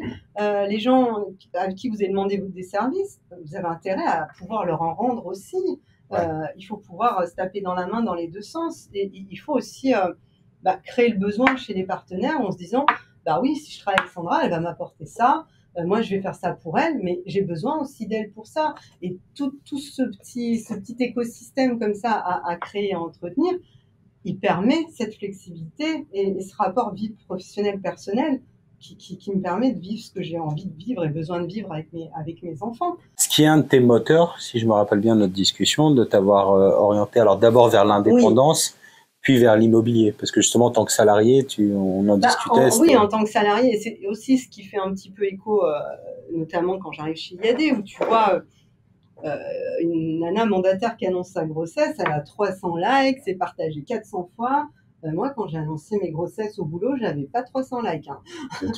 Déjà, enfin, dans le salariat. Ose à peine l'annoncer déjà. Oui, non, mais non, c'est pas de chose, c'est que tu fais une stratégie pour annoncer ta grossesse. Quel jour, à quelle heure, ce qui va pas être trop vénère. Est-ce que le coefficient de marée, est-ce que Jupiter est ton Saturne? Ok, c'est maintenant, tu le dis là. Et c'est un peu ça. Et du coup, tu as ce côté vraiment où tu vas devoir faire très attention, où tu as, si en plus tu as un poste à responsabilité, il va falloir faire des offrandes. Les offrandes, c'est la renonciation au droit. C'est ce que tu disais tout à l'heure, un bon salarier, c'est un salarié qui renonce à une partie de son congé mat, qui renonce au congé parental, qui renonce à plein de choses pour dire que je m'excuse. Et là, je me dis, bon, même quand je le fais pas du tout avec cœur. Voilà, c'est la politique, pas forcément de ta boîte, mais un petit peu les attentes. Et là, tu te dis, ok, on te fait comprendre que si tu veux avoir des enfants et une carrière, il va falloir passer par le temps partiel, ne pas travailler le mercredi. Mais moi, j'ai envie de travailler le mercredi. J'ai pas envie d'être à temps partiel. Et là, on dit, ben non. Ben si, en fait. Et là, quand on en revient à t'es pas cap. Eh ben si. Et c'est même pas, je pense que je le fais même pas à ce moment-là par défiance. Non, je pense pas. C'est juste à un moment, c'est irrépressible. C'est-à-dire qu'il y a, quand on se dit les grands changements de notre vie, souvent on se dit, ouais, on est au pied du mur, mais c'est au pied du mur qu'il se passe les plus belles choses de ta vie. C'est là que tu te reconstruis. Hein. Quand t'as pas de plan B, tu disais tout à l'heure, quand t'as pas de plan B, c'est-à-dire soit je réussis, soit je réussis. Et c'est ce qui se passe quand je commence l'IMO, sans chômage, sans rien, avec juste allez go. Et j'ai pas le choix en fait. Et j'ai pas le choix. Et c'est souvent dans ces moments d'adversité. Et quand on les a pas, que ce soit pour la santé et tout, il faut se les créer. Il faut se créer son adversité. Et c'est ce que je fais aussi quand je quitte entre guillemets le salariat, où je me dis non, j'ai pas envie d'être condamnée à être la maman de 4 enfants qui va pas pouvoir s'absenter, ou quand elle s'absente, ou sur les 5 semaines, j'ai au moins 2 semaines qui sautent entre les journées où les gamins sont malades, où il y a des problèmes de transport, où les profs qui sont pas là. Et là, où on se dit, non, il y a toutes ces journées qui sautent et finalement, tu n'as plus que 3 semaines de congés payés. Tu te dis, bah non, en fait. Puis après, les autres droits que tu as, si tu renonces, c'est mieux quand même. Donc, il y a toute cette espèce un petit peu d'hypocrisie qui me gonfle et qui est un peu plus ou moins bien vécue. C'est-à-dire que même mes chefs femmes, officiellement, tout va bien, et puis après, tu restes un petit peu le soir, et puis là, il y a tout qui relâche, et puis là, on te sort, mais non, mais ça, c'est horrible, et ça... Et c'est assez rigolo, parce que quand j'ai ma première fille, du jour au lendemain, je fais plus d'heures sup. C'est-à-dire que quand je rentre de congé maternité, je me dis non, moi, j'ai envie d'aller chercher ma fille à l'heure. Et je me rappelle, mon patron à l'époque était pas super content, donc il y a une petite mesure d'intimidation mignonne, des petites choses qui se passent. Je tiens fort, mais super fort. Et tout le monde me fait la gueule, hein. Ma collègue, ma chef, ma collègue qui continue. Donc même les femmes qui travaillent avec. Oui. Et c'est marrant parce que quand je démissionne 5 ans après, ma chef de l'époque me dit en fait, je voulais vous dire, franchement, chapeau d'avoir tenu. Moi, je l'aurais pas fait. J'ai jamais réussi à le faire. Je dis putain, 5 ans, t'as attendu pour sortir ça. Et quand je pars. Mais parce qu'elle est dans la notion de sacrifice dont tu parlais tout à l'heure pour être une bonne salariée. Oui, et puis, mais c'est pour dire que finalement aussi, des fois, on se fait vraiment des mauvaises idées sur ce qu'on pense que les gens perçoivent de nous. Parce que quand des choses sortent comme ça 5 ans, 10 ans après, ou quand tu recroises des collègues avec qui tu avais travaillé il y a 8 ans et tu te disais, oh, putain, lui, c'était vraiment le pote du patron, il était content qu'il m'arrive ça. Et là, il te raconte 50 dingueries qui sont encore pires que ce qui t'est arrivé à toi. Et ça aussi, tu vois, quand tu parlais d'humilité tout à l'heure et des leçons de la vie, c'est que voilà, des fois tu penses des trucs à chaud et puis t'es vraiment à côté de la plaque, mais vraiment beaucoup. Enfin, ils sont juste en train de défendre leur peau et d'être en mode survie aussi, quoi. C'est ça. Tu racontais juste une petite anecdote sur Rachida Dati tout à l'heure. Tu veux nous la raconter? Parce que c'est vrai que j'ai beaucoup aimé. C'est pile poil dans ça. J'aime beaucoup Rachida. Il aime bien polémique, ouais. Non, alors bon, j'ai rien contre Rachida Dati. Menteuse.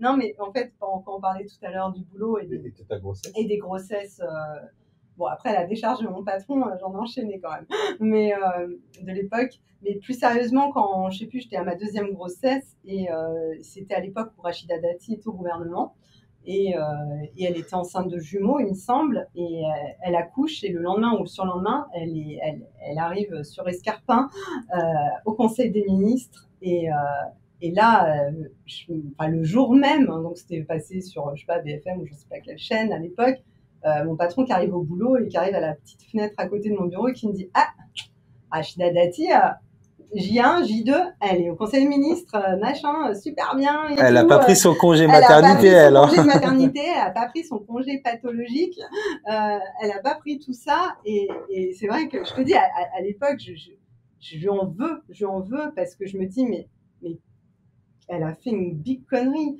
parce que vraiment... Elle a fait reculer le combat des femmes sur ce sujet-là. Alors, peut-être pas tout le combat des femmes, mais on sait qu'on est dans une société d'image. On sait que certaines choses peuvent vraiment avoir des conséquences. Et ce petit truc, à l'époque, je le prends mal. Et je te dis, j'ai envie de lui péter les genoux. Mais elle a des très, très belles loups-boutins, donc je le fais pas. Mais tu vois, par rapport à ce que tu disais sur tes collègues tout à l'heure, peut-être qu'elle-même, elle était en position de survie par rapport à son poste au gouvernement et qu'elle n'avait pas d'autre choix que de faire comme si rien n'était. Parce que peut-être qu'elle n'était pas contente d'abandonner ses jumeaux non plus et de repartir le lendemain, tu vois. Donc c'est ça qui est... Mais c'est pour ça que je te dis que c'est ça qui est assez rigolo, c'est que... Et puis peut-être que si Rachida Dati vient pour le podcast... c'est prévu Rachida Dati, épisode 66, je crois. Elle est plus là, elle habite sur une île, non? Je sais pas. Moi non plus. Mais voilà, peut-être qu'elle aura une autre façon de la raconter. Et comme on dit, des fois, on ne se rend pas compte à quel point on peut subir des choses et que ça ne se voit pas, ou que justement on a l'impression d'adhérer à un parti ou un principe et qu'en dans les faits, pas du tout. C'est le sacrifice. On le subit plus qu'on y adhère, quoi. C'est ça, mais en tout cas, c'est vrai que ça construit beaucoup, pas que l'imaginaire, mais les projections que se font les femmes de leur carrière. Et quand on se dit que les femmes arrivent tard, c'est qu'il faut lutter contre tous ces petits combats un petit peu silencieux où ok, on n'est pas en Afghanistan en train de vivre des choses complètement horribles, mais finalement, il y a encore beaucoup de choses qui se passent et qu'on subit. Et du coup, c'est sûr que quand des modèles arrivent en te disant, bah écoute, tu vas plus vivre ça, tu vas plus vivre ça, tu vas plus vivre ça, c'est pour ça que quand je te disais tout à l'heure que moi, Yadé m'a vendu aucun rêve, il s'est vendu tout seul. Il est quand même sorti du cauchemar. Ouais, j'avais utilisé cette formule pour dire à l'époque, ouais, ça me sort d'un cauchemar. Alors, c'est pas un cauchemar, c'est plutôt pour la formule. Oui, parce que c'est relatif, tu as quand même un très bon poste, t'es cadre, tu gagnes bien ta vie. J'ai un bon poste, j'aime mon métier, j'aime mon secteur, et je le quitte pas par plaisir. J'ai mis 9 ans sur un secteur niche à apprendre aussi énormément de choses. Et là, je vais repartir.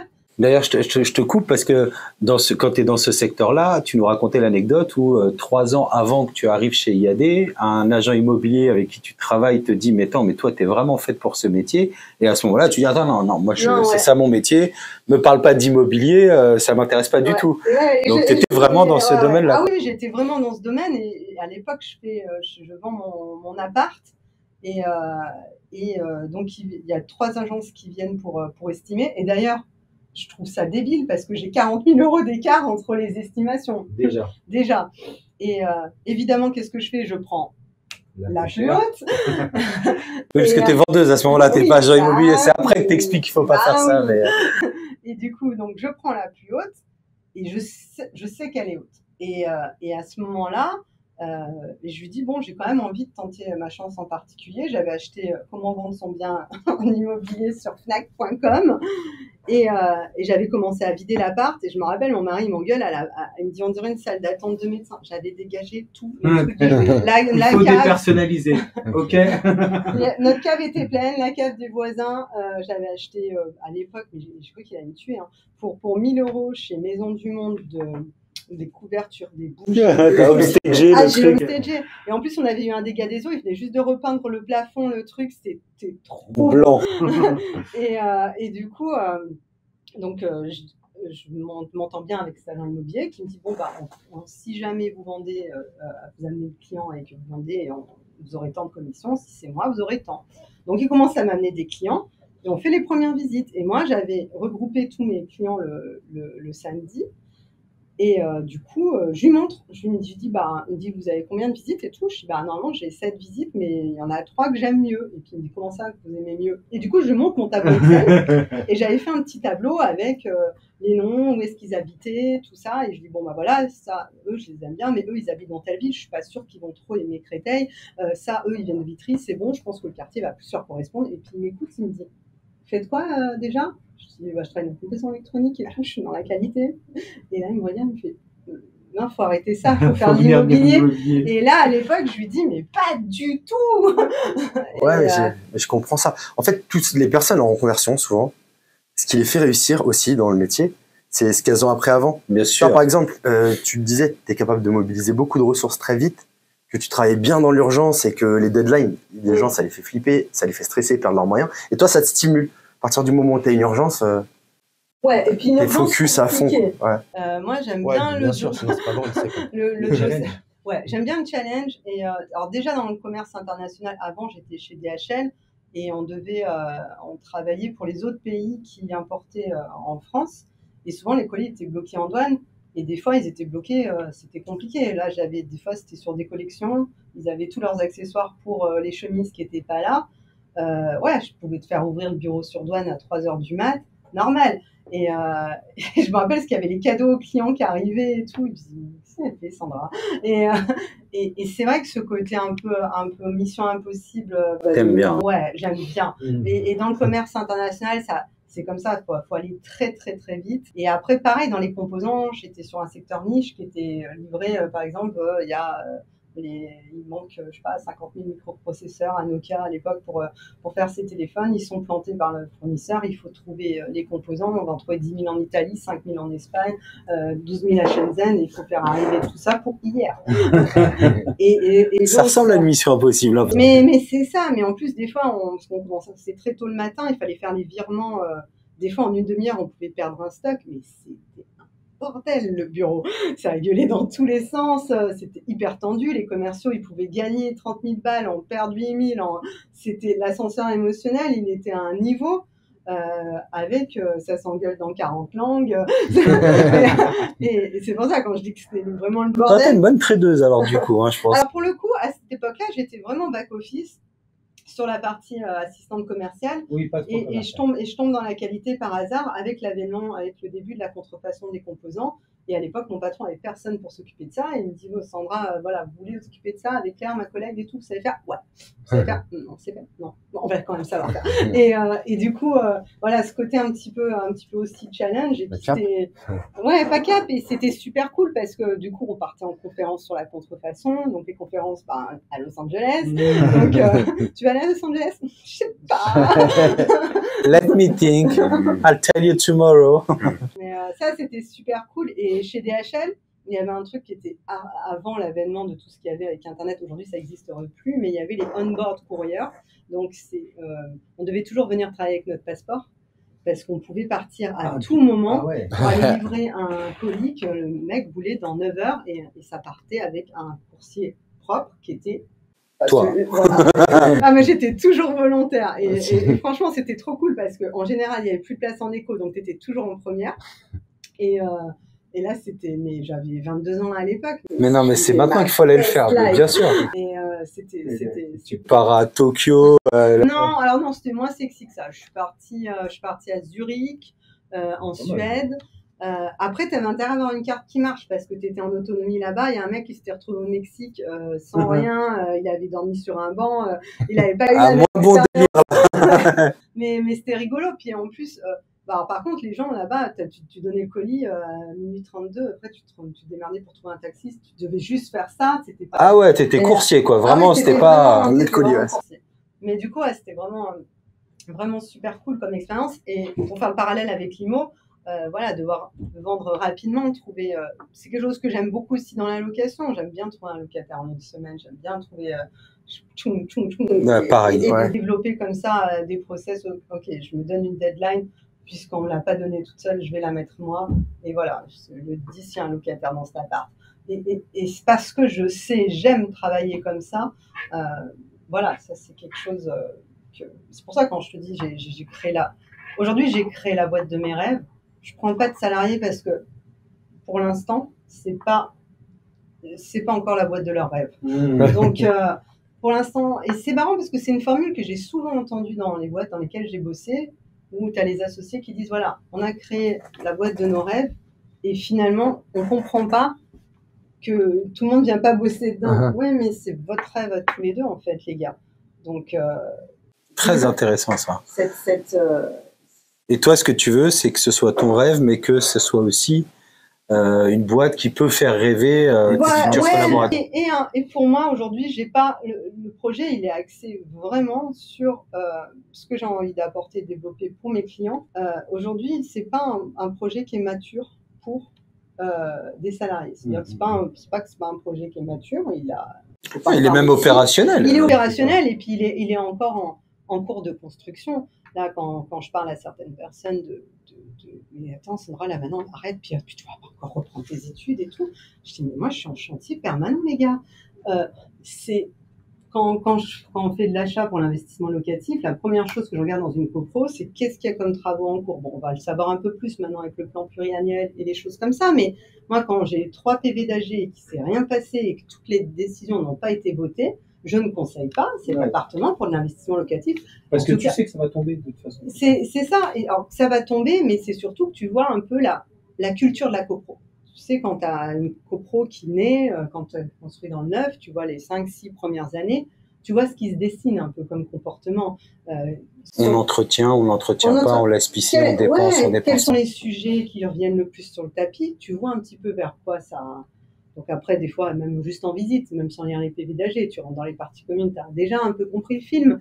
Mais c'est pour dire qu'aujourd'hui, une copro qui n'est pas entretenue, ça ne fait pas rêver. Parce que tu dis, comme tu dis, ça va tomber. Quand ça va tomber, les gens n'auront pas les moyens, ils vont devoir faire des crédits et on va encore repousser. C'est pareil pour une entreprise. Tu dois être en chantier permanent. On parle de la crise, mais pour moi, il y a toujours une forme de crise. Une forme de crise, une urgence à se remettre en cause. Surtout pour un secteur comme le nôtre, qui est tellement interconnecté, avec tellement de pans de l'économie. Donc là, quand en 2008, on a la crise des subprimes, on a un indicateur dans le rouge. Là, aujourd'hui, il y en a plusieurs. Il y en a plusieurs. Donc là, quand les clients vous parlent de la baisse des taux, 0,15, on va pas aller bien loin avec ça.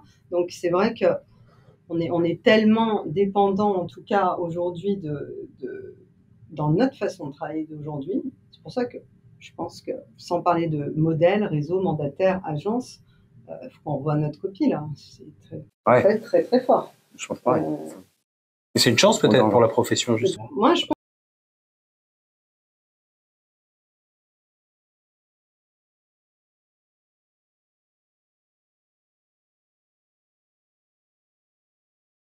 Planter ce que tu disais tout à l'heure, leurs salariés, leurs collaborateurs. Mais peut-être aussi pour avoir leur meilleure vie après. Ouais. Je veux dire, quand aujourd'hui on me dit un tel il a arrêté, mais maintenant il fait ça, ouais, peut-être qu'il est plus heureux aussi en faisant ça.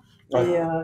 Et ce côté, on voit aujourd'hui des secteurs qui sont sinistrés. Enfin, votre secteur il est sinistré, vous allez faire autre chose. Enfin, c'est quand même aussi l'histoire de nos modèles économiques, d'avoir des nouveaux modèles qui émergent et d'autres qui... Comme les mandataires. Hein. Au début, ça a fait peur. Maintenant, ça a été rejeté. Après, ça a fait peur. Puis le temps a parlé, t'as dit. Oui, parce que la seule justice, c'est le temps. Enfin... Et la satisfaction client. Ouais. Et le seul arbitre, c'est le client. Ouais, exactement. C'est vrai. Aujourd'hui, c'est le roi, l'arbitre, le juge, c'est tout. Et le patron, et le patron aussi. Non, mais ça, tu l'as bien dit, on n'est pas là pour faire plaisir aux autres. C'est le client qui... Après, il faut quand même garder aussi un peu des comportements corrects, parce que quand on se détache aussi complètement de la masse, c'est aussi compliqué. On peut pas, quand on disait tout à l'heure, on peut pas travailler seul, et même si on travaille dans une agence de 15 personnes, on peut pas travailler seul ni dans cette agence, ni dans l'écosystème dont on dépend tous, quel que soit notre statut, qu'on soit directeur d'agence, qu'on soit agent co.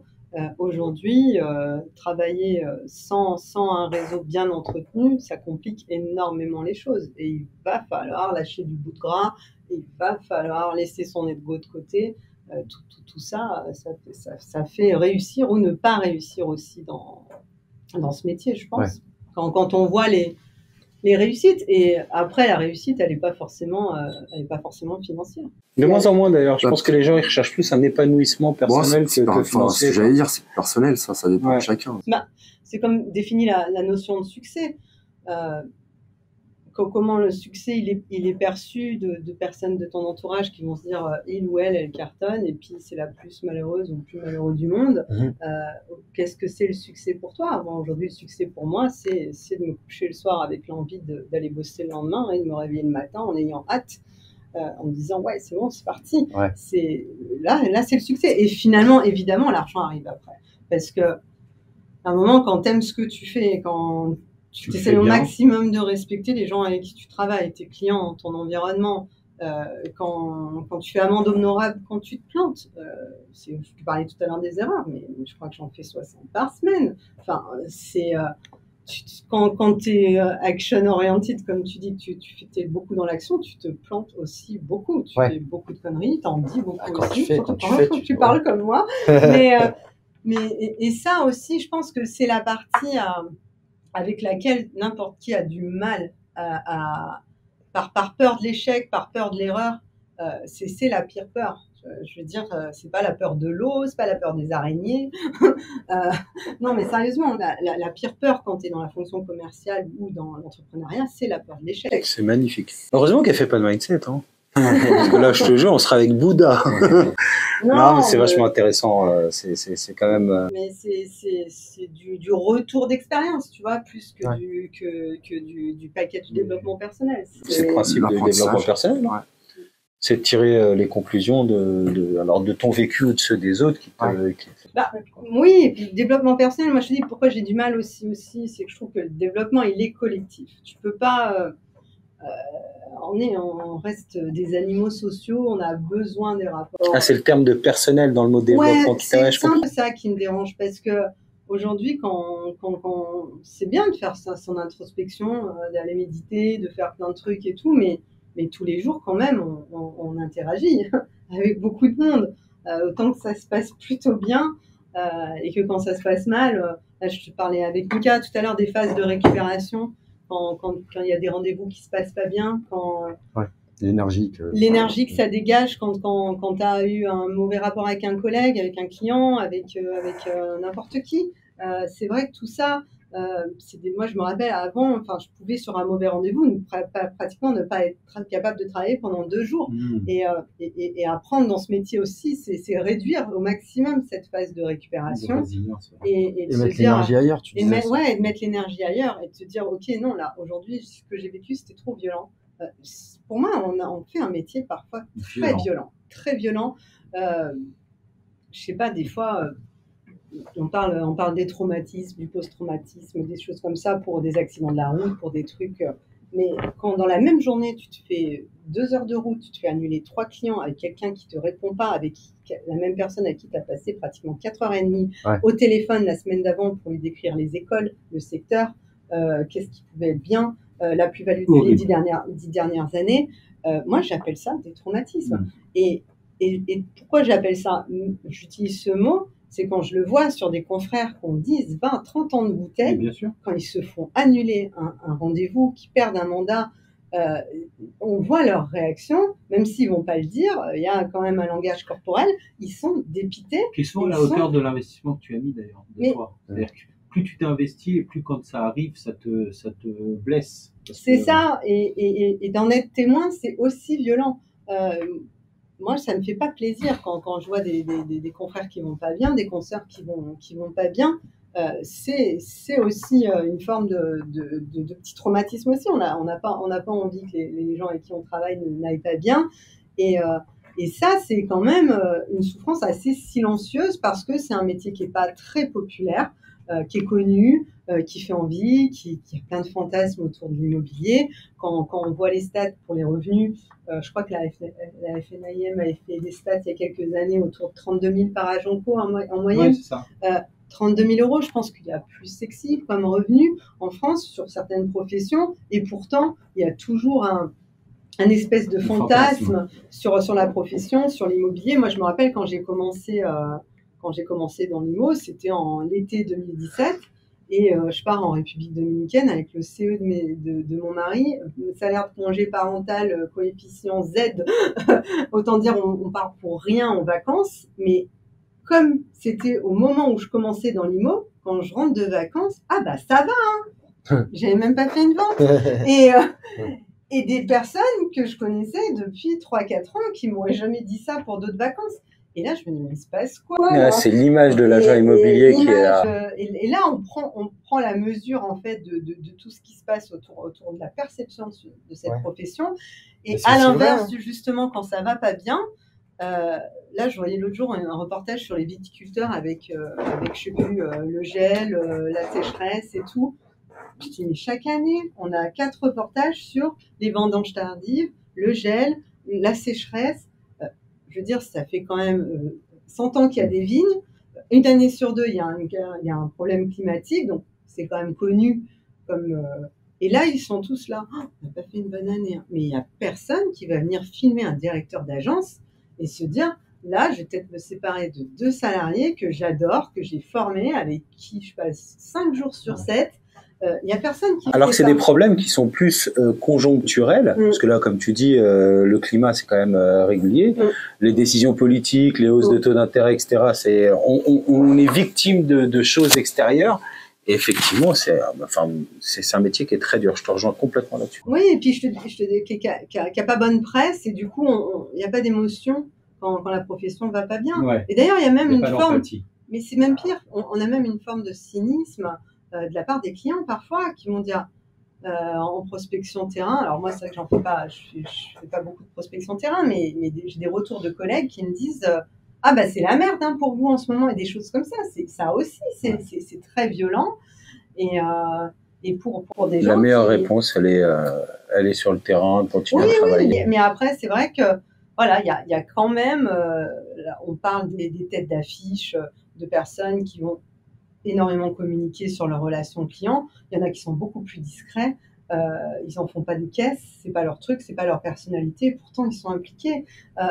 Et c'est ça aussi qui est assez, qui est assez injuste en fait. Mais bon, voilà. Justement, on essaye de mettre en avant ces personnes-là qui font de l'immobilier un peu dans l'ombre entre guillemets, mais qui ont énormément de choses à apporter. Mais c'est ça, et c'est ça qui est chouette, parce que moi, je connais mes qualités, mes défauts, et je sais que je peux être fédératrice, que voilà, j'ai le contact facile, mais il y a d'autres façons de très très bien réussir avec des personnalités complètement différentes dans ce métier, et je trouve que c'est la très très grande justice de ce métier, et qui me fait toujours penser que c'est toujours l'Amérique, même dans cette période-là. Je comprends bien. Je me dis,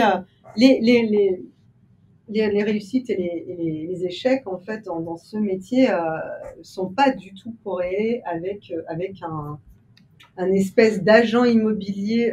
Il n'y a pas de stéréotype, tout le monde peut réussir, quel que soit son sexe, son origine, ce qu'on disait, son âge, sa profession. Et tout le monde peut se planter aussi. Tout le monde peut se planter aussi. Et c'est ça, en fait, c'est qu'il y a des profils qui arrivent avec l'idée de, par exemple, je suis un très très bon commercial dans certains secteurs, et ça va marcher parce que je suis un bon commercial. Et pas du tout. Et pam, ça marche pas. Et à l'inverse, des profils sur lesquels tu misais 3 cacahuètes. Et qui oui, on en discutait, des profils qui sont plus conseillers, discrets aujourd'hui que des profils commerciaux un peu tape à l'œil plaisent plus aux Bien clients sûr. aujourd'hui. Sandra, ce tu côté, disais ça, en 40 minutes, tu connais la vie des gens parfois mieux que leur famille. Pour ça, je sais qu'on se l'est dit aussi. Forcément, des fois, d'être discret, ça fait un peu moins flipper quand les gens te racontent beaucoup de choses. Déjà, la discrétion et puis la capacité d'écoute. Je sais qu'il y a beaucoup de reconversions dans l'IMO où on vient de professions médicales, paramédicales, des infirmières. On parle des coiffeurs et des bouchers. Il n'y a pas que. Et c'est vrai que souvent, c'est des profils forcément en rendez-vous où on va devoir écouter ce qui se passe. Une vente sur 3, en général, c'est pas un bon motif. Il se passe quelque chose de pas génial dans la vie des gens, et on va par la force des choses les accompagner pendant cette période. Et c'est vrai que quand j'utilise le mot accompagner, vraiment, des fois, c'est... Il prend tout son sens. Accompagner. Et moi, je me rappelle d'une vente où la cliente qui était plutôt froide, assez réservée. Et donc, on avait un rapport plutôt distant, une dame très pudique. Et la vente se passe, ça dure un petit moment, il se passe pas mal de choses, il y a des petites déconvenues pendant la vente. Et on fait la vente chez le notaire, on sort de chez le notaire, donc je vais pour les saluer, et puis elle repartait en province, elle et sa fille, donc voilà, on parle 2 minutes. Et puis elle me regarde, et puis elle me dit excusez-moi Sandra, est-ce que je peux vous prendre dans mes bras? Oh. Ça sent violent, là. Là, j'étais pas bien. Parce que je m'y attendais pas, et je l'avais pas vu venir. Il y a des clients avec qui le contact se passe aussi. Les affinités. Ouais, où on le sent aussi, où ça colle très vite, où c'est assez vite jovial. C'était pas le cas. Là, c'était pas le cas. C'était très, très froid. C'est le monde de l'humain. Et là, je le vois pas venir, et elle me serre dans ses bras, et c'est juste hyper émouvant. C'est fou.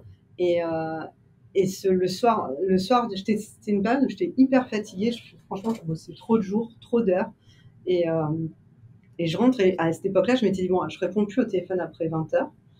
Et mon téléphone sonne après 20h, et je vois un numéro de portable, et je me dis, bon, allez, je réponds quand même. Et en fait, c'était Interflora. Et elle t'a fait livrer un bouquet. Elle m'avait fait livrer un bouquet avec un mot, et j'ai rechialé toutes les larmes. C'est fou, En fait, sa pudeur et sa discrétion cachaient plus une blessure que de la froideur ou autre chose, quoi. Oui, après, c'était son tempérament, et c'est pour ça que je te disais tout à l'heure, il y a des personnalités qui sont moins expressives dans ce métier, qui vont moins poser les mots. Moi, j'aime parler, j'aime écrire. C'est un goût, et aussi j'y arrive bien. Mais il y en a, c'est pas le cas, et ça sort ou pas d'ailleurs. Mais c'est vrai que ça fait des moments incroyables, et qui viennent vite balayer tous les moments plus difficiles, quoi. Et ça, c'est sûr que oui, il y a des personnalités qui vont plus y être sensibles que d'autres, plus le montrer que d'autres aussi. Et des fois, moi là, je parle de cette expérience-là, mais c'est pareil, il y en a plein qui ont plein d'anecdotes qui ne les partagent pas forcément, eux aussi par pudeur, pour plein de raisons. Et c'est pour ça que c'est ça vraiment que j'aime bien dans ce métier, c'est qu'il y a vraiment une place pour tous ceux qui ont envie de se creuser leur place dans ce métier, quoi. Je sais pas ce que t'en penses, mais ce que tu vas dire. C'est une belle conclusion. Tu me connais maintenant? Ouais, mais je le sentais aussi. Non, mais moi, à chaque fois qu'on fait ce podcast, qu'on rencontre des belles personnes comme ça, tu te dis que c'est vraiment un beau métier, quand même. Ouais, c'est dingue. Et c'est jamais, et puis on n'a jamais assez. Et il y a quand même, je l'avais dit sur Greg quand on l'avait reçu, et je ressens la même chose sur Sandra, t'as quand même des personnalités complètement différentes, mais t'as quand même un fil rouge à chaque fois. Tu trouves? Bah ouais, quand même, je trouve. Je trouve sur le côté battant, le côté... tu reviens à la charge tout le temps. Mais parce que c'est comme ça. C'est ce que t'aimes pas, le côté mindset, etc. Mais c'est quand même ce qui anime la plupart des performeurs. C'est l'apprentissage, mais t'en as qui, naturellement, ouais, c'est ça, c'est le mot qui est galvaudé. C'est le mot qui est galvaudé. Faudrait qu'on trouve pour notre formation un terme qui soit un peu moins galvaudé. Que mindset. Ouais, parce que c'est comme c'est ça, c'est qu'il a été tellement emprunté, et les personnes qui se sont appropriées finissent par l'incarner, et on finit par s'en détacher à cause de ça, par le rendre péjoratif, et en tout cas, ça résonne plus. Un peu comme je te disais, empathie, bienveillance et tout. Maintenant, putain, j'entends Ah, ça me c'est en saoule. plus- Là, tu vois, tu racontais ton Bienveillance, anecdote, j'allais dire qu'est-ce qu'il est humain ce métier, mais ça aussi, le Ouais. côté métier humain, Ouais, c'est galvaudé, non, ça veut plus rien empathie, dire. Ouais, ouais. Par contre, je te piquerai peut-être pour notre formation le développement collectif, j'aime bien. Développement Au détriment collectif. du code. T'inquiète, j'en ai tapé plein déjà. T'en as pris, c'est bon. J'ai fait 3 pages de Sandra Balini Mazzi. Sandra. Tout écrit, c'est écrit. Merci pour Moi, ce je fais un moment. bisou. Comme- Tu vas me prendre dans tes bras, tu vas pleurer. Comme dirait Valérie Trier-Veller, merci pour ce moment. Ah, merci à vous les gars, c'était cool, c'était super chouette. Ah, ça fait plaisir. Ouais, non. Sorry.